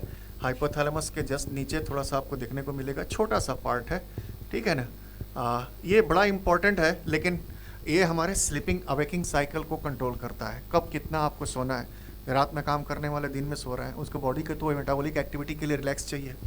दिन में काम कर रहा है प्रॉपर तरीके से, तो रात में कितना सोना है, it is going to be control.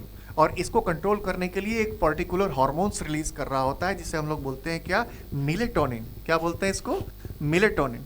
That will play a very very important role. कई सारे बुक में हाइपोथैलेमस ही डायरेक्ट कंट्रोल के लिए इसको बोल देते हैं स्लीपिंग और वेकिंग साइकिल, लेकिन स्पेशली इसके लिए हमारे पास ये ग्लैंड्स हैं, थोड़ा कभी कभी इनएक्टिव भी हो जाते हैं ये, इस वजह से थोड़ा सा इसको देख लेना।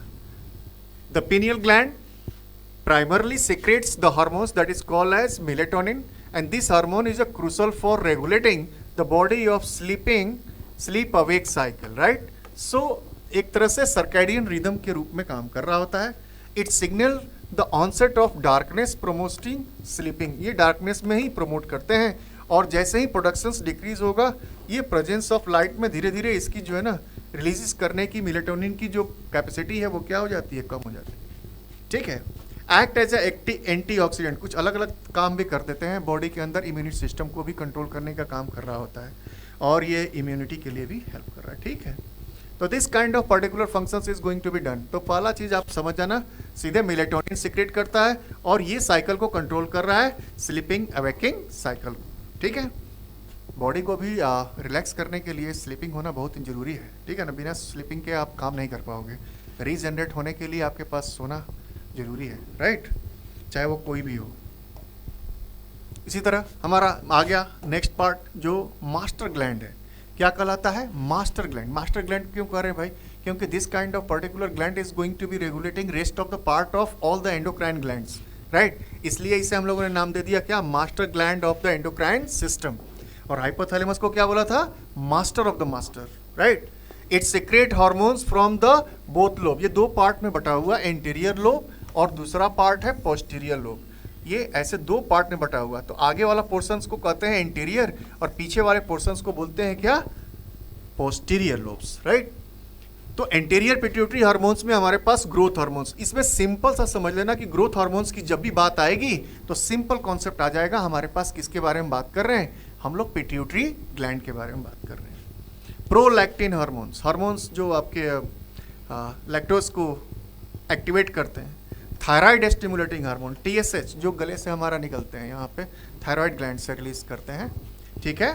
TSH, adrenocorticotropic hormone ACTH, follicle stimulating hormones FSH के फॉर्म में, फॉलिकल की बात हो रही है। Follicle means we are going to be reproductive cells के बारे में बात कर रहे हैं, चाहे वो स्पर्म हो या ओवा के फॉर्म में है। ल्यूटिनाइजिंग हार्मोन्स LH के बारे में बात हो रही है। Posterior hormones having anti diuretic hormones ADH और ऑक्सीटोसिन रिलीज करते हैं बॉडी में बैलेंस करने के लिए जितने सारे मिनरल्स हैं, ठीक है ना। तो एडिनोकार्टिकोट्रोपिक या एंटी डायूरेटिक हार्मोन्स ऑक्सीटोसिन को भी रिलीज करता है हमारा कौन सा, posterior pituitary glands of pituitary gland, right. तो this kind of functions that is यही चीज पूछता है, कौन सा ग्लैंड क्या रिलीज करता है, उसका फंक्शंस क्या है। हाइपोसिक्रेशंस होगा तो क्या होगा, हाइपर सिक्रेशंस होगा तो क्या होगा। थायराइड ग्लैंड गले में पाई जाती है ऑलरेडी, H शेप जो आप देखते हो, ये ऐसे गले में हम लोगों के पास पड़ी हुई है, इसे हम लोग बोलते हैं क्या, थायराइड ग्लैंड, राइट। अब थायराइड ग्लैंड के लिए हमारे पास बहुत इंपॉर्टेंट है कि बॉडी में थोड़ी सी आयोडीन की मात्रा हो, आयोडीन प्रॉपर वे में रहती है, तो ये थायरोक्सिन हार्मोन्स को रिलीज करने में हेल्प करता है, ठीक है। और एक कैल्सिटोनिन का दो कॉन्सेप्ट है हमारे पास। तो thyroid gland secrete hormones triiodothyronine T3 और दूसरा हमारे पास है T4 hormones, thyroxine hormones, which regulates, क्या करेगा, मेटाबॉलिक ग्रोथ को, एनर्जी लेवल को कन्वर्ट करने के लिए मेटाबॉलिक ग्रोथ को कंट्रोल करता है।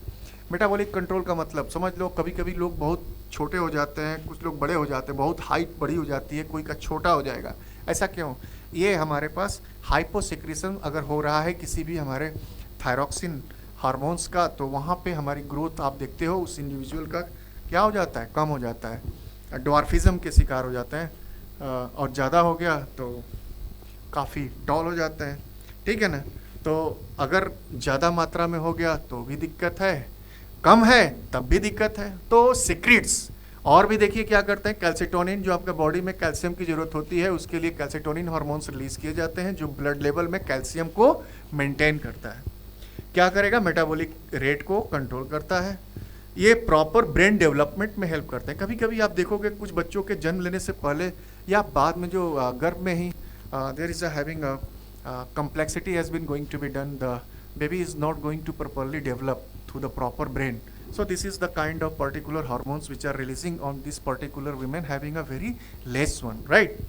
So ये हमारे को प्रॉब्लम क्रिएट करता है। तो ऐसे केसेस में उसको बैलेंस करने के लिए हमारे पास अलग तरह के न्यूट्रिशंस या फूड या कुछ अलग तरह के मेडिसिन दी जाती है।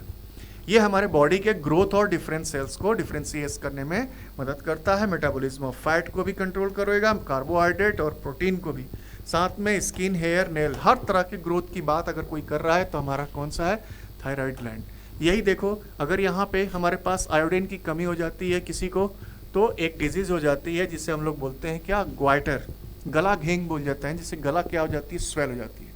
तो ऐसे केसेस में आपको क्या करना है, आयोडाइज नमक खाने की सलाह दी जाती है, शुरू से ही आपको बोला गया। तो ये काम है, थायराइड ग्लैंड रिलीज कर रहा है क्या, 2 हार्मोन, थायरोक्सिन और एक हमारे पास थायरोनिन, राइट, जो कि ग्रोथ के लिए काफ़ी इंपॉर्टेंट है। कहाँ पाया जाएगा, इसी गले में ही पाए जाएंगे, ठीक है। इसी के पास जो आप थायराइड ग्लैंड है उसके ऊपर 4 लोब पाए जाते हैं। जो ये चीज़ हम लोगों ने देखा, सेम मैंने जो आपको बना के दिखाई थी अभी, उसके ऊपर 4 तरह के हमारे पास पर्टिकुलर जो लोब्स होते हैं। यही लोब पे आपके पास 4 तरह के सेल पाए जाते हैं छोटे छोटे, जिसको हम लोग नाम दे देते हैं क्या, पैराथायरॉयड हार्मोन। पैराथायरॉयड हार्मोन या पैराथॉर्मोन भी नाम देते हैं इसको। क्या बोलते हैं, पैराथॉर्मोन, हार्मोन नहीं, पैराथॉर्मोन, राइट। बहुत इंपॉर्टेंट है, क्यों, क्योंकि ये सिंपल सा काम कर रहा है, कैल्शियम और फॉस्फेट, कैल्शियम और फॉस्फेट, यहाँ पे फॉस्फेट को भी ऐड कर लीजिए। फॉस्फेट को रेगुलेट करने का काम हमारा काम करता है क्या, पैराथायरॉयड ग्लैंड, राइट। और ये रिलीज करता है हार्मोन्स जिसको हम लोगों ने नाम दे दिया पैराथायरॉयड हार्मोन या parathormone, right. It increases calcium level when they are low below the acting on the bones, kidney as well as intestine। तो बॉडी में जैसे भी हमारे पास बोन की जरूरत हो, कैल्शियम की, किडनी की, इंटेस्टाइन की, there is a different kinds of particular functions is going to be takes place. It is releases particular hormones and send it to the particular target tissue to perform and use particular minerals to make the balance of blood level, right? तो ये हमारा काम कर रहा है क्या, parathyroid hormone, parathyroid gland, sorry. तो glands काम कर लिया। उसके नीचे आ जाते हैं हमारे पास, तो थाइमस ग्लैंड आ जाती है। थाइमस ग्लैंड कहाँ पाया जाता है, बहुत ही सिंपल सा थाइमस ग्लैंड, जो आपके लंग्स से ऊपर की जो ट्यूब है, यहाँ से जो मैंने आपको बताया था, जैसे मान लो यहाँ पे लंग्स है, यहीं पे हमारे पास इस ट्यूब पे पर्टिकुलर ट्रैकिया के पास यहाँ पे इस तरह का एक पर्टिकुलर ग्लैंड्स बन जाते हैं, जिसको हम लोग नाम दे देते हो क्या, थाइमस ग्लैंड। बड़ा इंपॉर्टेंट है, ये एडोलेसेंट एज से पहले आपके बॉडी के अंदर होती है, और ये तब नेचर ने हमारे को दिया जब हमारे पास इम्यूनिटी की सबसे ज़्यादा ज़रूरत है। तो उस समय थाइमस ग्लैंड हमारा काम करता है T3 सेल और T4 सेल को रिलीज़ करने के लिए, यानी कि इम्यून सिस्टम को कंट्रोल करने के लिए काम करता है, इम्यूनिटी बनाता है। क्योंकि बच्चे का घर में रहने के बाद जब वो डेवलप हो रहा है तो उस समय इन्वायरमेंट में उसको फाइट करने के लिए माइक्रोब्स के पास एक अलग तरह की ग्लैंड्स को डेवलप कर दिया। ये एक बड़ा यूनिक है, एडोलेसेंट एज आने से पहले ये रहेगा, उसके बाद फिर गायब हो जाएगा, it is going to be inactive, right.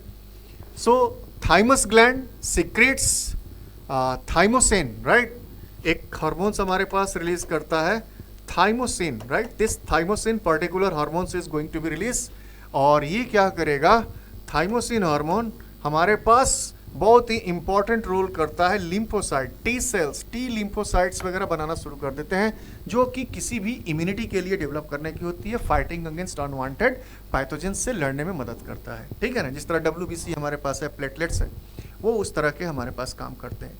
T cell play a very central role to the body, adaptive to immune response to the destroying foreign invaders, that means unwanted pathogens which is going to be enter into the body. This particular thymosin hormones play a very important role to destroy the particular microbes which is present in our body, right? तो ये आप देख लेना इसको, thymus gland का concept कहाँ पे है. पैनक्रियास दोनों हमारा ग्लैंड की तरह काम करता है, exocrine gland as well as endocrine gland. मैंने आपको बताया एक्सोक्राइन ग्लैंड में एंजाइम रिलीज करेगा और एंडोक्राइन ग्लैंड में हमारे पास हार्मोन्स रिलीज करेंगे, जो दो हार्मोन्स के रूप में होंगे, एक इंसुलिन और दूसरा ग्लूकागोन, मेन हार्मोन्स के फॉर्म में. पैनक्रियास जानते ही हो आप लोग, एक ग्लैंड्स है जो हमारा को इंसुलिन सिक्रीट करता है, राइट, और ग्लूकागोन के फॉर्म में. दो चीज़ें हमारे पास यहाँ देखने को मिलेगी. इंसुलिन बहुत ही इंपॉर्टेंट रोल प्ले करता है जब ब्लड में शुगर लेवल बहुत ज़्यादा हो, हाई शुगर लेवल हो गया, तो this one is going to be helping cell to absorb and store glucose. Body में एक पर्टिकुलर, हम लोगों ने अपने ऑलरेडी डिस्कस किया था कि ब्लड का एक पर्टिकुलर पीएच वैल्यू हमेशा बैलेंस होना चाहिए. किसी किसी के बॉडी में जब इंसुलिन की सिस्टम कंट्रोल नहीं होती है, कम रिलीज होता है, तो वहाँ पे क्या करती है, उनका ब्लड के अंदर का शुगर लेवल क्या हो जाता है, बढ़ जाता है, जिसे एक डिजीज़ के रूप में, डायबिटीज़ के रूप में, शुगर के रूप में आप लोग जानते हो, ठीक है ना. और ये देखिए स्पेशली एक पर्टिकुलर उसके अंदर एक सेल होता है जहाँ से क्वेश्चंस पूछे जाते हैं.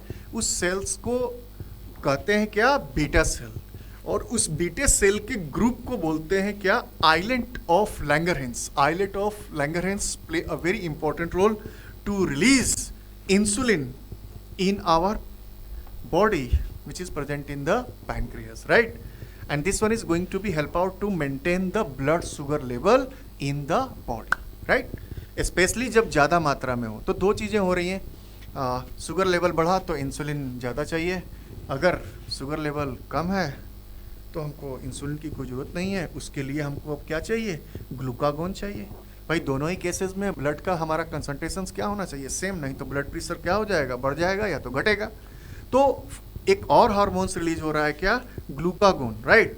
ये क्या कर देता है, raises the blood sugar level of promoting liver to convert store glycogen into the glucose. आप लोगों को बॉडी में पता है कि ग्लूकोज जब हमारे पास एक्स्ट्रा अमाउंट में जब पड़ जाता है तो उसे हम ग्लाइकोजन में कन्वर्ट करके रख देते हैं. तो बॉडी के अंदर किसी को अगर मान लीजिए शुगर की मात्रा कम हो गई, तो ऐसे में हमारा बॉडी के पास हाइपोथैलेमस इन्फॉर्मेशंस को भाप लिया कि भाई बॉडी के अंदर शुगर लेवल काफ़ी लो हो गया, क्या करो, पैनक्रियास को जाके इन्फॉर्मेशंस दे दो. पिट्यूटरी को उन्होंने इन्फॉर्म कर दिया, पिट्यूटरी ने जाके बोला ग्लूकागोन थोड़ा रिलीज कर दिया जाए. ग्लूकागोन रिलीज किया तो क्या किया, वो क्या किया, ग्लाइकोजन को शुगर ग्लूकोज में कन्वर्ट कर दिया और बॉडी में ब्लड लेवल में शुगर लेवल को क्या कर दिया, इंक्रीज कर दिया, क्योंकि हमको ब्लड शुगर लेवल हमेशा क्या करना है, बैलेंस रखना है. तो ग्लूकागोन का फंक्शन सिंपल सा है कि लो ब्लड शुगर लेवल को थोड़ा सा इंक्रीज करके ग्लूकोज में कन्वर्ट कर दे ग्लाइकोजन से, और शुगर लेवल क्या कर दे, थोड़ा सा बढ़ा दे ताकि वो बैलेंस हो जाए. और इसको रिलीज करने के लिए पैनक्रियास के अंदर हमारे पास है क्या, अल्फा सेल. क्वेश्चंस पूछ देगा तो कंफ्यूज मत होना, यहाँ है बीटा सेल, यहाँ पे क्या है, अल्फा सेल. इसे हम लोग उसी के अंदर आइलेट ऑफ लैंगरहैंस के अंदर ही है एक तरह का अल्फा सेल जो ये भी काम कर रहा होता है. सोमैटोस्टैटिन एक हमारा का मॉड्यूल है, release insulin and glucose helping the maintain stable to the blood.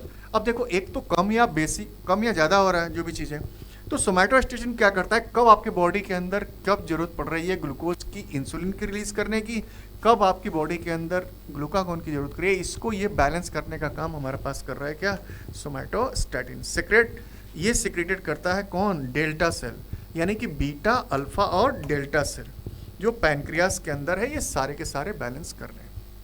ठीक है, तो this kind of particular functions is also going to be help to control and coordinations. Figure आप लोग जानते ही हो कहाँ पे पाया जाता है, लीवर के जस्ट नीचे पाया जाता है, जो कि एंजाइम्स के रिलीज में आपको थायरॉक्स क्या बोलते हैं, ट्रिप्सिन, लाइपेज और एमाइलेज जो आप लोग रिलीज करते थे डाइजेशन में, राइट. तो वो भी काम कर रहा है और साथ में एंडोक्राइन ग्लैंड में इंसुलिन और ग्लूकागोन भी रिलीज कर रहा है, दोनों बैलेंस करने के लिए ब्लड शुगर लेवल, राइट. चलिए नेक्स्ट लेवल पे चलते हैं. बहुत पूछने वाला पैनक्रियास, बहुत बार पूछे जाने वाला क्वेश्चन है, थोड़ा सा इसको प्रॉपर तरीके से आप लोग कर लेना. एडिनल ग्लैंड, एडिनल ग्लैंड हमारे पास किडनी के जस्ट ऊपर एक सेल के रूप में दोनों तरफ पड़ा हुआ. देखिए यहाँ पे किडनी का पोर्शन, ये वाला पोर्शन में एक पूरे क्राउन के रूप में दिखता है, दोनों किडनी के ऊपर है, छोटे छोटे ऊपर पर्टिकुलर, इसको हम लोग बोलते हैं क्या, adrenal hormone, right, adrenal gland, इसको बोलते हैं क्या, एडिनल हार्मोन, और ये रिलीज करेगा क्या, adrenaline, right.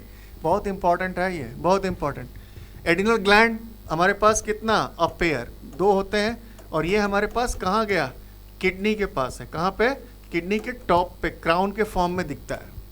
Adrenal glands and endocrine glands located top of your kidney, कहाँ पाया जा रहा है, किडनी के टॉप पे। They produce many important hormones including cortisol, aldosterone और एडिनलिन। ये सारे के सारे हमारे इमरजेंसी हार्मोन कहे जाते हैं, इसलिए इसे अलग अलग नाम से भी जाना जाता है। Adrenal hormones regulate several bodily functions including metabolism, blood pressure, your body responses, stress, suprarenal gland या ग्लैंड्स ऑफ इमरजेंसी भी कहा जाता है।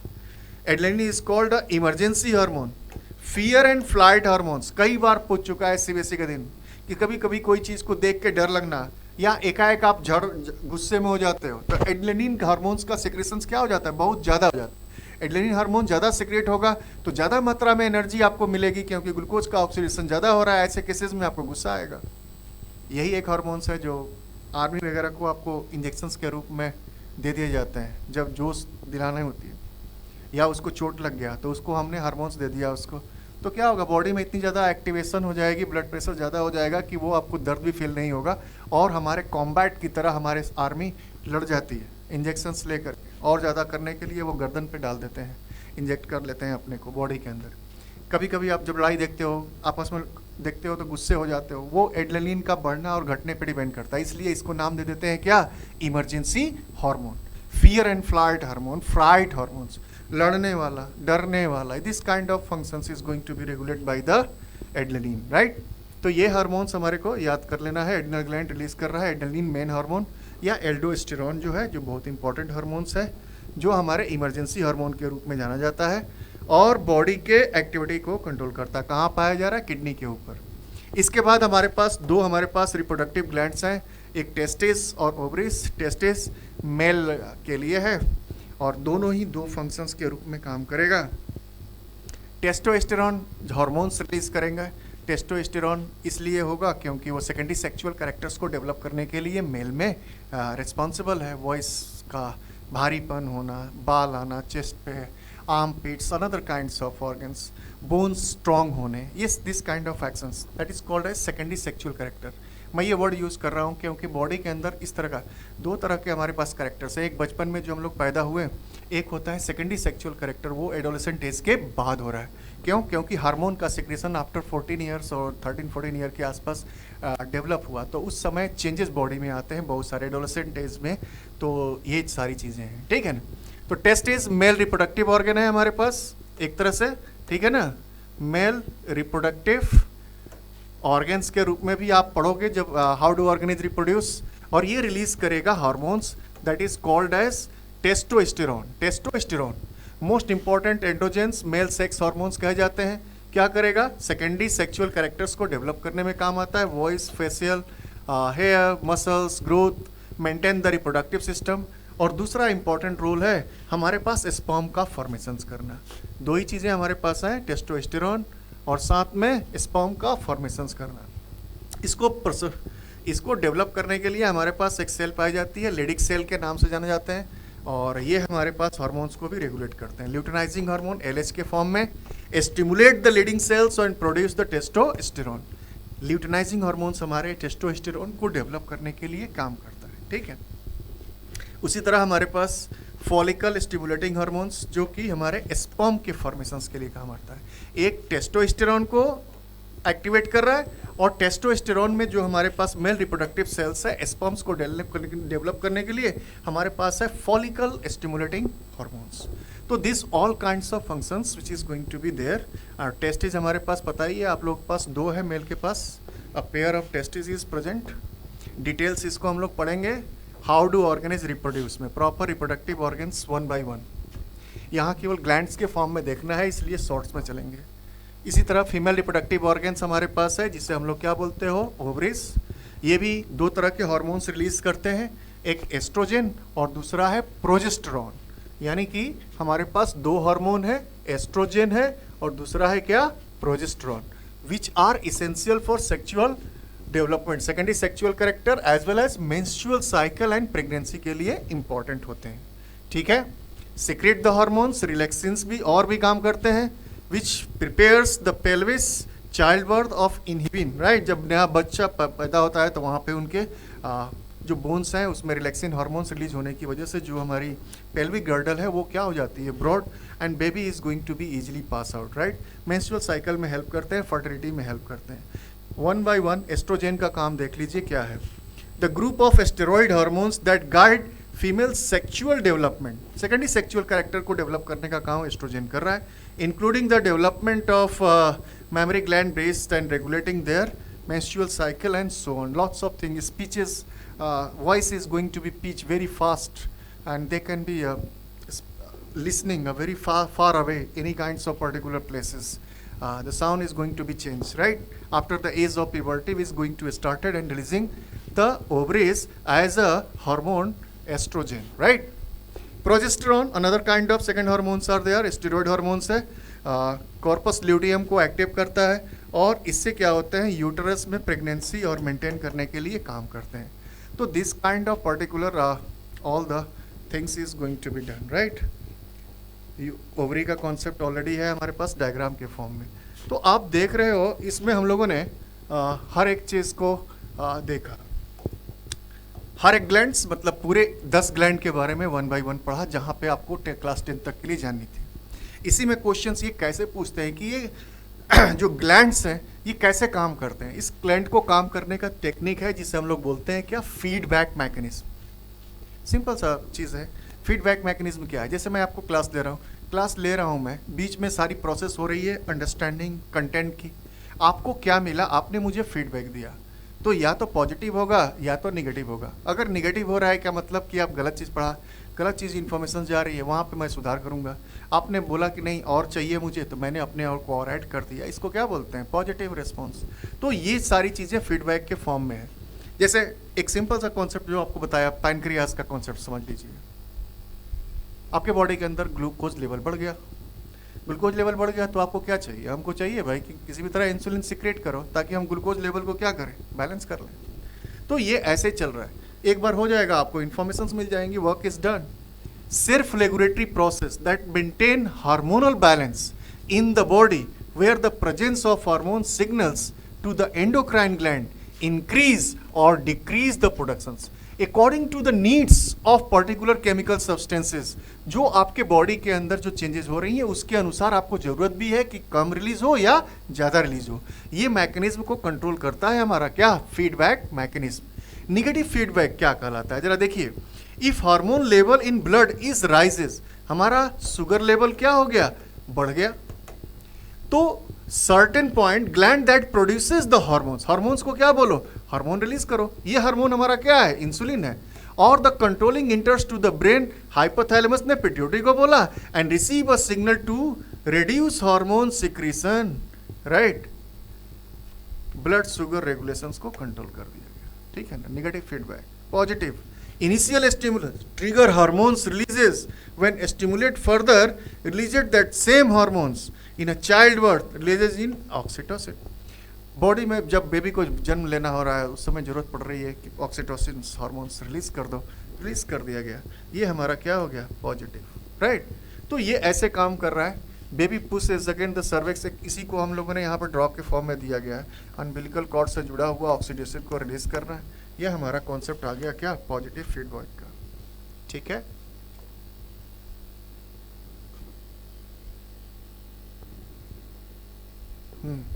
ठीक, देख लो ऐसे एग्जाम्पल के रूप में। जैसे हमारे पास यहाँ से देखिए, ब्लड शुगर लेवल बढ़ गया हमारे पास, सीधे सी बात बढ़ गया।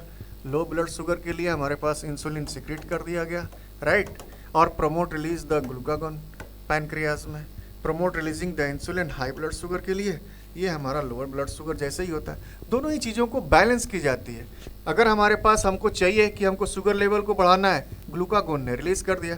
यहाँ पे हमारे पास पैनक्रियाज को जरूरत पड़ रहा है, ब्लड शुगर लेवल बढ़ गया, तो क्या करो, इंसुलिन रिलीज कर दो। इंसुलिन रिलीज कर दोगे अपने आप ब्लड शुगर लेवल क्या हो जाएगा, नीचे हो जाएगा। और यहाँ पे अगर ये ऑलरेडी नीचे है हमारे पास ब्लड शुगर लेवल, ग्लूकागोन हमारा क्या करेगा, शुगर लेवल को प्रमोट कर देगा। तो this kind of actions is going to be called as a feedback mechanism which is going to be done through the target tissue and the gland size is going to coordinate to each other and perform a particular functions, right. तो ये सारी चीज़ें हम लोगों ने animals के sense में हम लोगों ने देख लिया। अगर आप लोग को रिकॉल करना है तो आप देखो हम लोगों ने आज क्या पढ़ा। हम लोगों ने सिंपल सा चीज़ को रिवाइज किया है animal and control and coordinations में, जहाँ डिफरेंट काइंड्स ऑफ ऑर्गन्स मिल के पूरी बॉडी के लाइफ प्रोसेसेस को कंट्रोल कर रहे होते हैं। इसमें हम लोगों को 3 पार्ट के रूप में वेल डिफाइंड ऑर्गेनल्स प्रेजेंट है, इसलिए एक वेल डिफाइंड फंक्शंस के रूप में काम करता है, जिसमें आप लोगों ने देखा नर्वस सिस्टम काम कर रहा था, साथ में मेन सीएनएस का काम कर रहा है ब्रेन और स्पाइनल कॉर्ड, और तीसरा पार्ट था जो हम लोगों को देखने को मिला जिसमें ग्लैंड्स की एक्टिविटी की बात की गई है। वो हार्मोनल और कुछ केमिकल सब्सटेंसेस दोनों ग्लैंड्स के फॉर्म में है, exocrine as well as endocrine gland, right. अगर आप उसमें देखते हो तो पूरी की पूरी नर्वस सिस्टम का सेंटर हम लोग कैसे नर्वस हमारे पास काम कर रहा है इन्फॉर्मेशंस को कैरी करने के लिए, साथ में सीएनएस कैसे हमारे ब्रेन और स्पाइनल कॉर्ड उस इन्फॉर्मेशंस के रिगार्डिंग काम कर रहा है, उसके एक्शंस के अगेंस्ट रिएक्शंस करने के लिए, और इसको दोनों को बैलेंस करने के लिए केमिकल सब्सटेंस जो रिलीज हो रहे हैं वो हमारा कंट्रोल कर रहा है कौन, जितने भी दोनों ग्लैंड्स हैं, एक्सोक्राइन ग्लैंड और एंडोक्राइन ग्लैंड्स। तो ये सारी मिलके हमने क्या करना है, लाइफ प्रोसेसेस को आगे बढ़ाना है। तो ये सारा कंट्रोल एंड कोऑर्डिनेशन चैप्टर जो हम लोगों ने आज देखा, ये सेकंड चैप्टर का सेकंड हम लोगों के जो अभी सेशन में देखें ये कंप्लीट हो जाता है। एक आप लोग देखिए, इसको समझिए प्रॉपर वे में, बुक वगैरह का भी कुछ हेल्प लीजिए, साथ में फीडबैक दीजिए ताकि हम लोग उसको और अच्छा करने की कोशिश करें। और चलिए मिलते हैं फिर नेक्स्ट अपने चैप्टर में, जिसमें हम लोग हाउ डू ऑर्गेनिज रिप्रोड्यूस को इंट्रोड्यूस करेंगे, और सारे कंटेंट्स बनाने के बाद फिर आगे का प्रोसेस किया जाएगा अगले स्लाइड में, ठीक है। चलिए फिर, thank you so much, Jai Hind everyone, good day to all.